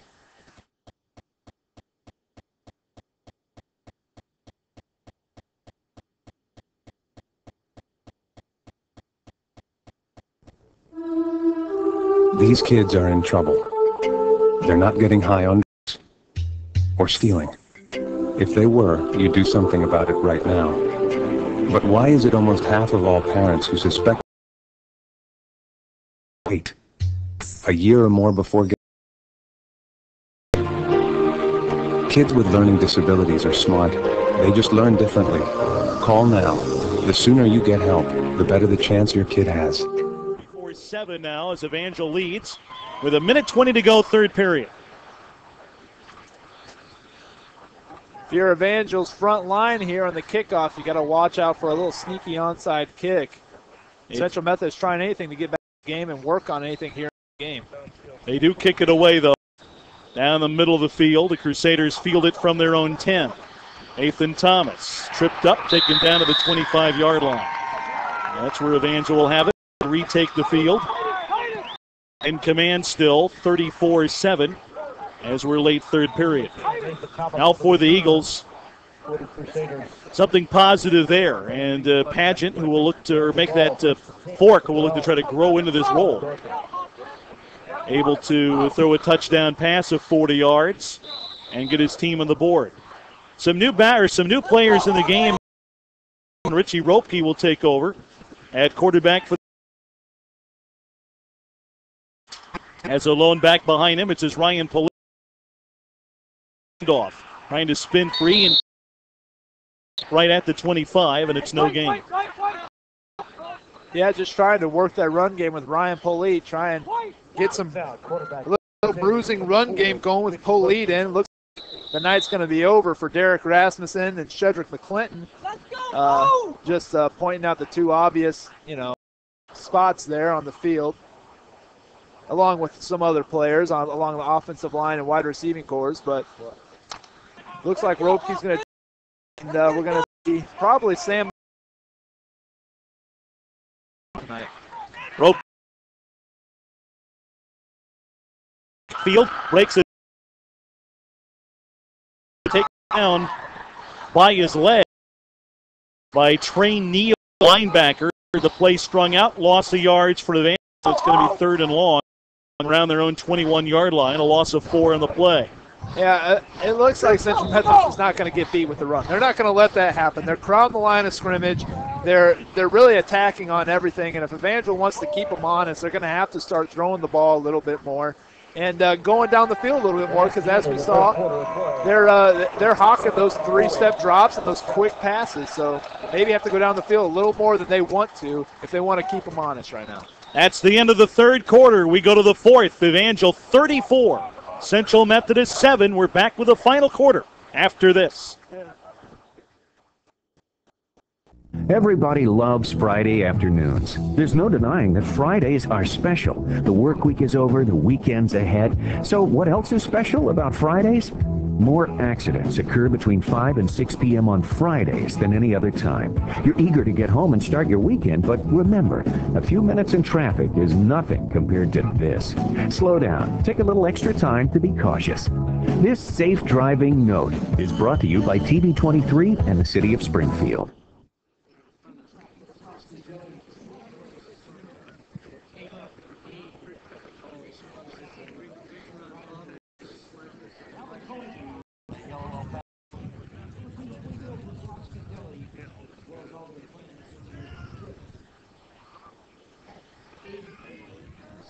Go.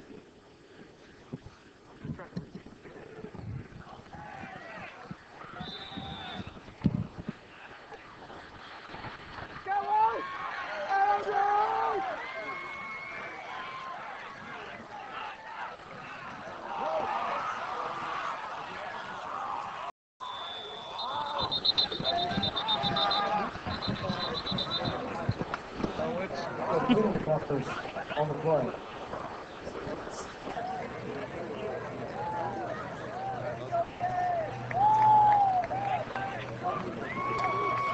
We're back to start the fourth quarter. Sort of a play happened right as we come back. A snap wound up going past the quarterback, Richie Ropke, and recovered by Evangel at their own 2-yard line, but there was a lot of movement up front, Joel, and it's not going to stand. The play won't. On the defense. 5-yard enforcement from the previous spot. Replay, third down. And it's going to set up 3rd and 10. Evangel leading as we go to the fourth quarter, 34-0, and have 3rd and 10 now from their own 25-yard line. Richie Ropke in at quarterback for Evangel, along with a handful of other second-team players for the Crusaders. Really, it's a blend of the first and second units. And Ropke will give a little shotgun look. 10 from his own 25. Snap is high. Corrects it as he juggles it. Running forward, looking downfield. Dumps a pass off. Caught at the 27. Taken to the 30. And the man stopped maybe just shy of the down. Actually spins forward and hammers down. Great job there by Richie Ropke on a few different levels there. First off, on the snap. The snap is again, it's off to his right side and high, but this, as it was in the play before when we had the offsides penalty, this time he's able to corral it in with one hand. He avoids the rush, gets flushed out of the pocket, stays behind the line of scrimmage, and able to deliver a strike to Ryan Polite on the far side, who's then able to run forward and bring about 3 Central Methodist Eagles on his back for the ride for the last 3 yards. He picks up that first down. Great second effort by Polite. 1st and 10 to their own 37. Stacked up. Going to be a loss of for Evangel, the ball carrier. They had Dan Colpin at a tight end. Polite gets the carry. And going to say a loss of 2, 2nd and 12. Yeah, like I said, it's a Central Methodist defense. I've been saying it the whole time. They're not going to get beat with the run right here, I don't think. They're a pretty formidable defense. We haven't really seen it today, really. I mean, they've held their opponents to minimal gains in offense in their first 2 games, which have been William Jewell and Missouri Valley, I believe, which are Jewell and Graceland, sorry. Here's Ropke. Snowed under as he gave to the 38-yard line. Ropke was in the pocket looking downfield and decided to make a run for it. Got back to the original line of scrimmage for a run of 2 yards. 3rd and 10 coming up. Yeah, as I was saying, I'm sorry, it's Graceland and William Jewell, which 2 pretty good offenses, and Central Methodist able to keep them under 30 points for the entire game, and really some of those points coming late and on some special teams efforts by William Jewell, I know for sure. So they're a good defense. Haven't shown right now stuff in the run. On 3rd and 10. Better be offsides. Here's Ropke throwing near side, and a catch by Reiswick in Methodist territory at the 48 for the first down. No flags. There was some movement up front. They say the Eagles got back in time.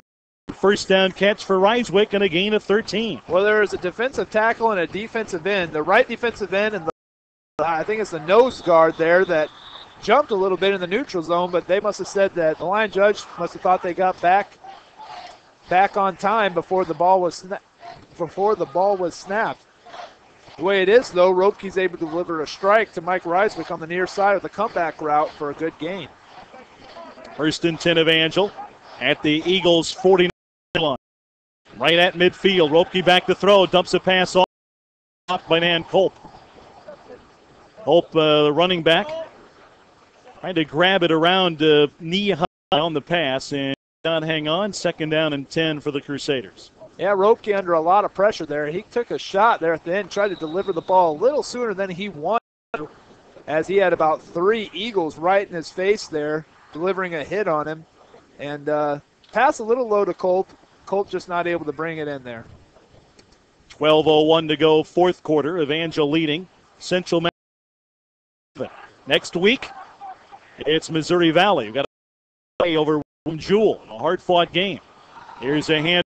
Here's side Polite trying to turn the corner, smashes his way out of bounds, picking up just a couple of yards, but impressively so, lowering the shoulder and plowing forward for the gain of 3, and it's going to be 3rd down and a long 7 to go. Well, it's a good thing Evangel decided to run that counter to the near side, because had they run it to the far side, there's about 3 Eagles blitzing from that side, and they kind of ran right away from they ran right away from it. But man, Central Methodist just bringing everybody up. They're blitzing a lot from all different angles, and that way, that other way. Luckily for that, 40-yard line on Polite, and he's tripped up about a yard. Again, a big gain there is Ropke in a blitz, able to find Polite and dump it off in a punting situation. It looks like for Evangel as they make changes and Geis takes the field. Yeah, Ropke setting up the screen there, and you're right, he had a lot of room to operate, and he had blockers in front of him, namely Jared McNutt up in front of him to be matched up on a safety, and Jared's probably going to win that battle. Linebacker able to come back and low snap for Geis. Across the 40, 1st down. Now for Trevor. Trevor Geis showing a little sad there as one coach Garrett says. Had the ball low to him, had to pick it up off the turf. Had a lot of Central Methodist Eagles right in his face, and he picked it up off the turf. Knew he wasn't going to get it off and able to sprint around him. An ex-soccer player showing a little speed there is the punter Trevor Geisen, picking up a new set of downs on the Central Methodist 34. Sophomore from Seville, Arkansas. Geis hit a pretty good gear there to get through some traffic. Play action fake. Ropke rolling left, those on the run, and incomplete. Went off at 2 guys, Monica, and then I think True Love had a chance to haul it in. It bounced off of Sam Monica further downfield, but incomplete, and it's 2nd down and 10. Yeah, Ropke was looking for True Love there, who was running the drag route on the bootleg there to the far side. He had True Love open, and Monica actually, and he was definitely throwing to True Love, and Monica thought it was intended for him and reached back behind him and was able to get a hand on it. True Love would have gotten that ball. He could have made a pretty big gain out of it, but Monica just tipped it, and they weren't able to complete the pass. Good news was they were both open. Yeah. I formation, movement up front, and flags will blow the play dead. That's one thing Evangel can do and has been trying to do to combat kind of this big rush by Central Methodist they've been putting on, especially in the past quarter. Just to kind of change up the snap count and see if they can get them to jump and just try and keep them honest there. 2nd down and 10 at the moment. We'll see if the Crusader flinched or if it's offsides Methodist. Prior to the snap, illegal procedure on number 54. And it's on Evangel, so they'll back up 5 yards, and it'll be 2nd down and 15 Crusaders. That's a tough call for Danny Sweetklein over there on the left side. Had most of the Central Methodist D-line jumping, but looks like he may have drawn at least one of them off sides. 10:30 to go and counting in this game. Evangel leading 34-7 against Central Methodist. Crusaders looking for their first conference win. They came in a conference loss in their lone 2nd and 15. His way to the 35 yards. It'll be 3rd down and 10 coming up. Yeah, just a straight ahead run there for Polite. Monica able to come up, playing the fullback position right there and take care of one blitzing linebacker. And a nice block there, and then Polite able to surge forward and run over a guy to about the 34.5-yard line. Nice that Polite, Joel, is getting this many reps in a game that Evangel is a comfortable lead in, because they're going to need him down the stretch throughout the season, aren't they? Yeah, Polite's a special player, and have him back in his first full week of practice, and good to get a lot of reps in and game time reps, as it's been a year since he's played. But he can shake off Ross in this situation as Ropke dumps a pass off that's bobbled and dropped on the far side. It'll be a 4th and 11 play for Evangel as he tried to dump it off to Polite. And now Crusaders come in to try to punt again from a little further upfield this time for Geis. Yeah, Ropke has been under a lot of pressure. I don't know what he's talking to the referee about right now, but he's been under a lot of pressure, and that was a dangerous pass that he flung out there to Polite in the flat over on the far side. Looked like it could have been picked off if a good break was made on it by the Eagle defender, but he just snuck it past him.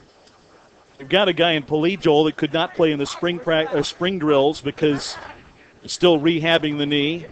Missed a good chunk of the preseason, still getting that knee back and ready to go as Geis's punt bounces at the 3, then into the end zone for the touchback, and the Eagles will have it at their own 20. This is really a great luxury to have. You're able to kind of get back into game situations, but not in a real pressure cooker type of scenario. The comfortable lead here of 34-7 now in the fourth quarter. Comfortable lead, able to get in the game and taking on a Central Methodist team that seems really determined to stop the run. Yeah. So it's good work for the O-line and the tight ends and the fullbacks and such, and trying might have a Polite to get out there and take that and get back in the gear. Off of the first play, big hole.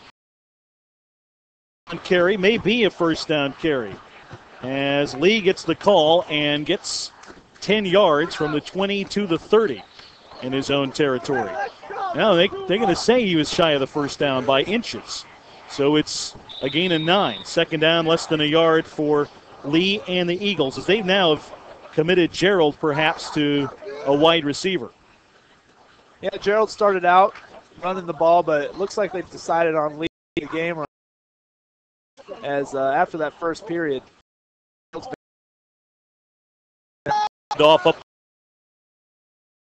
He plays right in the middle. We'll get them across their 35 around the 36 or 37. Yeah, like you said, just a little fullback dive right up there. Just looking to pick up the first down, and he gets a good gain out of it, a good 6 or 7 yard gain, and able to keep the chains moving for the Eagles. Crusaders back at home. American Nazarene is here September 29th. We're going to an afternoon start for that. 30 on September 29th for the next home game. Action fake, Fork throws on the run downfield, overthrows everybody. That could have been in the neighborhood of a potential pick, too, because he overthrew his target and had 2 Crusaders who were not really in position intercepted, but they were the closest ones to it. Fouch among those that were converging on the ball. Yeah, late and over the middle is not a late over the middle and then an overthrow. Really not a good combination. They're lucky that there was no one there back behind the play to get it. Just a little counter boot there, and had the Evangel defense fooled as they ran a counter on the first play that picked up 9 yards. Running the counter boot and had people open. 10, Fork back to fires a pass. Is intercepted at the 50. Fouch to far side 4. 25-20, and he's met and Eagles. And there's a late flag too. Stepped right in the way of that pass, and a pretty interception by the junior from Tulsa. Yeah, just again another bad throw by Fork. You don't really know what to say about that. He just threw it what looked like a little behind his receiver, and was waiting right there. Picked it off and was able to return it. Nice play by who was that? Rashad Lee to come up and make a touchdown-saving tackle. I didn't think there was going to be anyone. And then Lee kind of came out of nowhere and tackled him. Personal foul, number 94. In the back. That's you. Play smart. That's going to take a big chunk of the run back for Evangel as they call Lionel Lilo for the personal foul penalty during the run back or maybe after the play, but it goes from the spot of the foul right at the 31-yard line of the Eagles. So credit Fouch for about a 19-yard return on the interception. And Evangel now will, or maybe it is a 15-yard penalty from the 16 back to the 31. So that's where it'll be, not from the spot, but enforced after the run back of Fouch. But Evangel 1st and 10 at the Eagles' 31-yard line. Team showing up the clock. Couldn't really see what happened there. I didn't see what Lilo did, but must have had some. And high formation for the about brought everybody.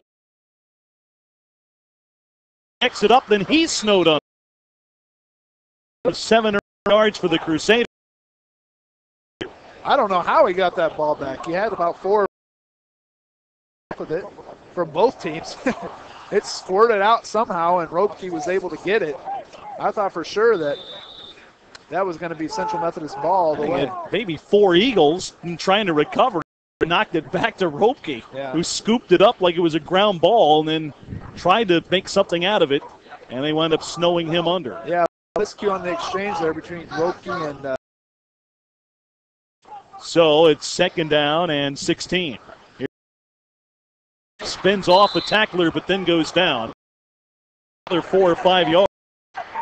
Eagles firing out hard here. Hit Dan Colt for the loss of a bundle. And it's going to be 3rd down and 21 for the Crusaders. Lose 5 in the play. Yeah, the running game just not working right now for Evangel. As much as you hate to say it, as much as it was working in the first half, it's just Central Methodist is just keying it right now and at each and every turn. And you know, if you're trying to work the clock here, so it's a little bit like they know. And they do. They're a 3rd and long. Ropke back to pass. Down. Throws it near side, caught by Trullo to the 30. To the 5, shy of the 1st down. Another late flag. And Evangel will have a 4th and 5 should the play stand. Trullo, by the way, with his first reception of the night. As Ropke found him. And a big guy almost able to fight forward for the 1st down before he got taken down on the play. An Eagle went down. He got run over back upfield at about the 31-yard line, 6 or 7 yards behind the play. And that may have something to do with the play call or the penalty call. Yeah, it's see what this call is here. We have a dead ball, personal foul against Evangel. That penalty will be enforced from the end of the run. Will measure 15, and it will result in a 4th down. I think it might be on Garrett Gretz. I'm not real positive, but just judging who the coaches are talking to and Gretz's reactions right here, it looks like it might be him, and it was thrown in the area of where he was. So that's my guess right now. Things turning a little down there right now. They are, as we're getting a lot of personal fouls, a lot of extracurricular stuff after the play, and it's not looking good right now. And I don't know what. Well, that definitely will put a sour taste in the mouths of the coaching staff. Yeah. Because what's been a great night is the Crusaders have had some things that they'll have to be talking about through next week to try to clean up. But it's going on both sides, Joel. It's one of those things where a frustrated Central Methodist team has drawn Evangel into these spots. As Trevor Geis set to punt, knocks it away from his own 50. A high wobbly kick out to the 16, taking Evangel inside the 10, inside the 5, and they're going to do it at the 3-yard line. Nice placement by Geis, and with 6:07 to play 4th quarter, Eagles will have it. trailing Evangel 34-7, and we'll pause for this commercial timeout. Crusader punt goes all the way down to the 3-yard line. First and 10 Eagles. I'm gambling. This is, which number are we on? Let's hope for a sack.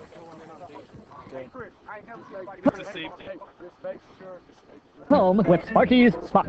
Oh, it's Beekman. In a fire, smoke can put you in a bad spot. Smoke is more deadly than flame. If you see or smell smoke in one place, try to get out another way. Remember, smoke rises. So, stay low if you gotta travel through it. All like this, under the smoke, to the outside. This is Sparky the Fire Dog. Make your home a safe spot. Learn not to burn.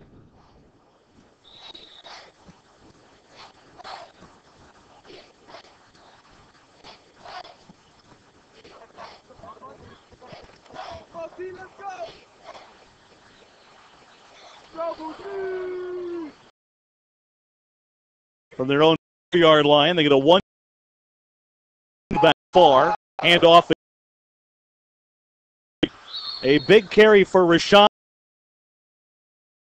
They're getting a first down over the 10. They're 14-yard line. We'll see where they spot him out of bounds. First down carry for Lee. Evangel leading 34-7 with 5:23 left to play in this game. Lots of subs in for both teams, I think, right now. Probably more Evangel than Central Methodist, but Methodist has some reserves in, I think, too.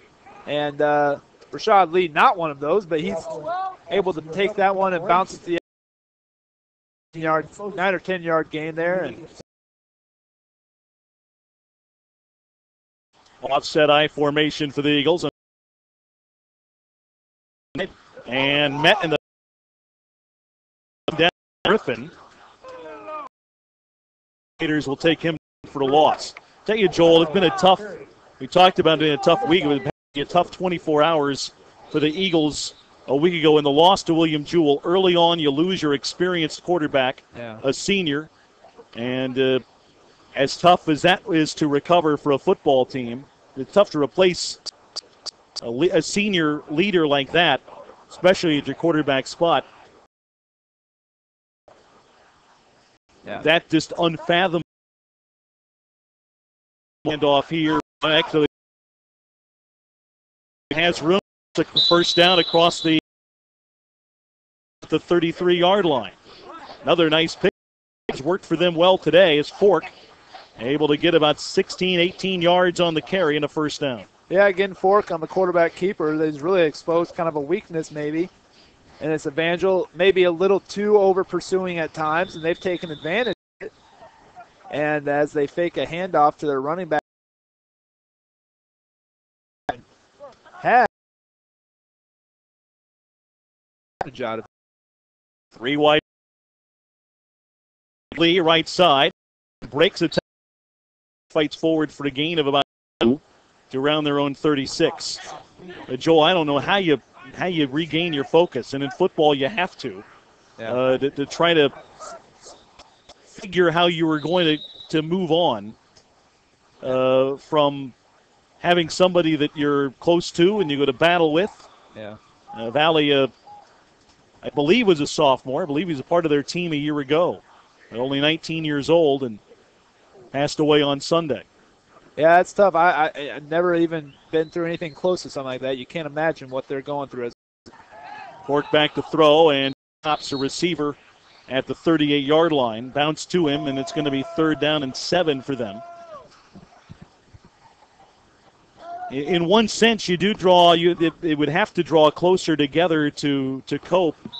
But still, with the process of trying to get ready for this game and this week, you know that it took something out, and then the Crusaders able to make a big play early with a punt return for the TD, and the Eagles really never did recover from that tonight. Yeah, that's tough to do, to come out after a tragedy like that and then take like that early.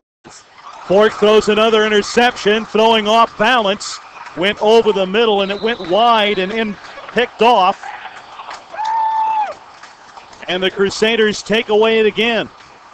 Yeah, that's Andrew Rickman on the pick, the freshman.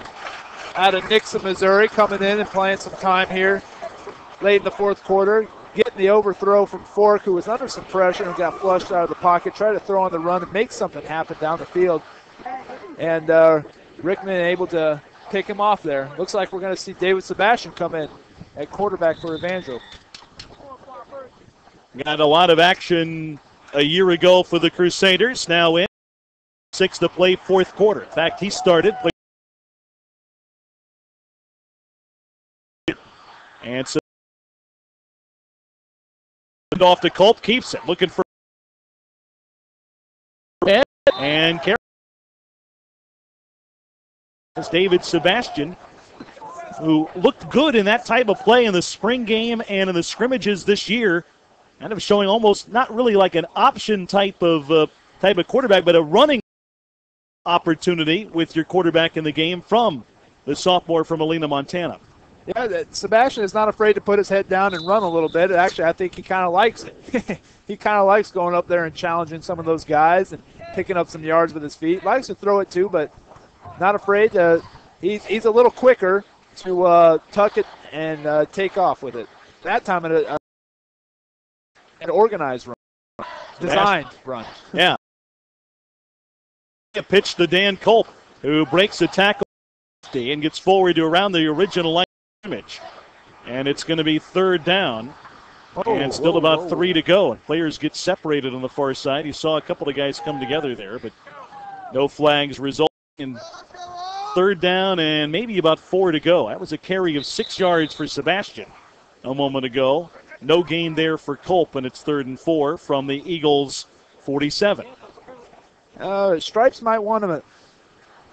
I know they're trying to kind of keep this thing, but it's getting real chippy down there. And someone, Central Methodist player, just took a swipe at Stephen Trulove right in front of the referee. Kind of 3rd and 4. Room and gets stacked up and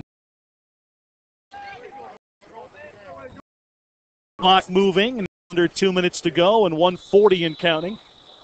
And now they will stop the clock as the Crusaders special teams comes on the field on the 4th and 3. And next week we're in Marshall. And they're going to have a timeout actually. The Eagles want to give as much time as they can to their offense, so we'll get the ball back after a punt. Timeout on the field will return after this commercial break. And it's an ESPN AM 1400.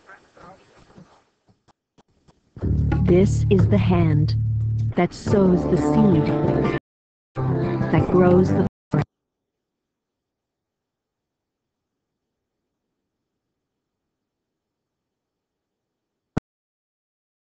that draws from the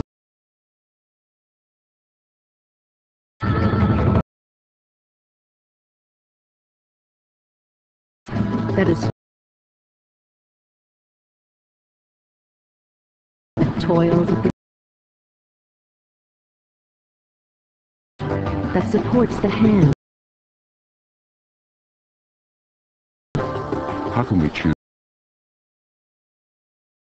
Earthshare, the workplace giving environmental groups together under one umbrella? You support them all, including the hands that and protect the forests and the streams and the children. To learn more, please visit our website. Game summary. Empire Bank, serving the Ozarks more than 50 years. Proud sponsors of Evangel Sports. There's a punt by Geis, a towering short kick. That'll take a big Evangel roll inside the 20 and be down to the 15. It hit a Crusaders, so they had it down, and he may have gotten another couple of yards on the roll, but Eagles pinned at their own 15. A great start to this game by 14-0 lead through one quarter. Outscored the Eagles 20-0 in the second quarter. Led 34-0 at the half. And really, it's been a lot of second and third string players for Evangel throughout the second half, and they've just tried to run out the clock, Joel, in the third and fourth quarters and preserve a win, and they've been at least efficient enough at that. Here's Fork back to throw. Now he's going to scramble and run. Looking downfield from behind, taken down at the 20, and a flag goes down by the play. But really, Joel, I mean, no points in the second half, but they've got done what they've needed to do, haven't they? Yeah, after the kind of the first two drives, Evangel was a little more aggressive there, much like in the first half. And then after that, they kind of called off the dogs, kind of just went to a running game, and they've been effective all night, and they've proven what they can do, building a 34-0 lead. And no need to push anything and let Central Meth get back in the game. So they've kind of called it off and just kind of let the time run out. Lone Eagles score came with 1:20 to go in the third quarter. They've been pinned back deep in their own territory for much of the night. And after a block in the back that nullifies the run by their quarterback and backs them up even further to their own 9-yard. 1:29 left to play in this game. 4 wide, 3 wide receivers to the right, 1 to the left. Quarterback looking downfield, fires it deep down the middle. Made at the 31-yard line. Did he hang? No, it is incomplete, as it was caught and dropped downfield by Jeremy Jefferson. Also have to think about our AT&T players game. AT&T, the new AT&T, your world delivery. Got a notion for one. We may need another break to think about it. Yeah. I've got a couple. A lot you could look at today for the Crusaders, especially. Rasmussen game at quarterback, a ton of passing yards and a high plays a receiver. Here's a five taken across the 30 before the tackle was made. And it's a nice tight spiral thrown over the middle of Waylon George, who made a nice play and catch and a big pickup. Yeah, nice little pattern there over the middle for Waylon. Fork able to find him, delivers a strike there, and Bo Gretsch saves a bigger game with a nice tackle. George the catch on a 24-yard pass play, and the throw over the middle is incomplete, intended for Justin Gerald. 2nd and 10 for the Eagles. Dan Douglas, I think, able to get a hand on that, maybe misdirect the pass a little bit, and pass goes behind the intended receiver, which I believe was, it was Gerald. So 2nd down and 10. Tell you what you got to think about. We may have a rarity, but a chance to do brother. Exactly what I was thinking, actually. Across the middle and a leap. Griffin makes the grab at the 43-yard line. Shy of the first down mark. Actually going to get a 3rd down situation for the Eagles, who go no huddle. Leaping catch and a leaping throw. Yeah. It was kind of a jumped when he threw it there. It really didn't have to, but it was kind of looked cool. Gain of 7, pass near side. Caught by George, who has a first down at 50 into Evangel territory at the 46. We're going to have brothers as our AT&T players of the game. For Evangel, Joel Stevens and Jared Stevens. Joel being a difference maker early, and 2 punt returns, one for the touchdown of 74 yards and another one that set up a short TD run. Time is out on that proving to be the difference. We'll talk more about it in a moment and talk about Jared's night too. But first, a timeout on the field, and we'll return to Kennedy Stadium after this commercial break. Marshall, Missouri. You can follow the game on ESPN Radio. 1400. Just 22, I think. Is it at 30 or a 60? Next home game. Yeah, we'll have to do it that way because we've got 60 next, right? It is the Helping Heroes Classic with all active and retired military. Yeah, let's do that. Where they show military or veterans ID. Sweet. You ever figure out their finishes deal?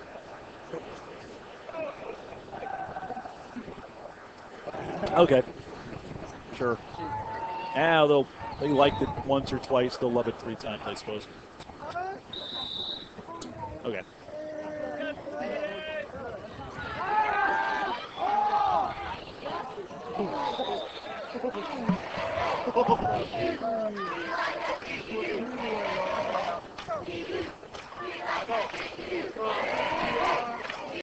At Kennedy Stadium, Fork throws an incomplete pass near side, and with 23 seconds to go, Angel trying to close this game out, get a 34-7 win over the Eagles. Fork back to throw again, fires a pass near side, and it's tipped and incomplete, almost picked off again. But it's going to be an incomplete pass. We remind you, coming up in a moment, it'll be our Assemblies of God Credit Union post-game show. To wrap up on this game and a visit with head coach Scott Metcalf. That coming up in our post-game coverage. First, though, the Eagles on 3rd and 10 for Evangel 46. Have Fork under the shotgun. As the snap, back to throw. Fork under pressure, rolls near side. And throws an off-balance pass that's incomplete. Upfield to the Evangel 35. Incomplete, 4th down and 10. And they may still run another play, though, with 13 seconds to go in the game. But Joel Jared Stevens, we talk about our AT&T players of the game, didn't mention Jared's numbers. About 139 yards of receiving, though, and about 5 catches.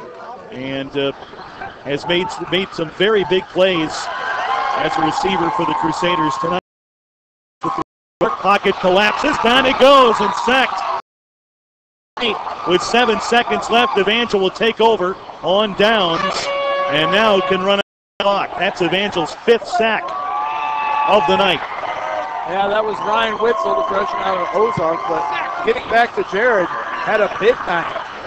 5 catches, as you said, for 139 yards, and really kind of showed, that he can be a deep threat, which is what Evangel was wondering, like, who's going to be our deep threat? Who can we throw the ball long to?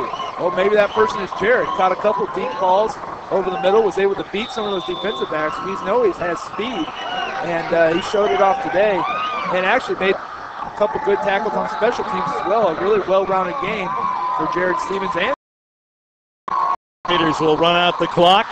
A victory for, and this one is history. They go to 1-1 in the heart of the overall. Your final score is 4. Central Methodist 7. Stay tuned. The Assemblies of God Credit Union post-game show coming up next here on ESPN AM 1400.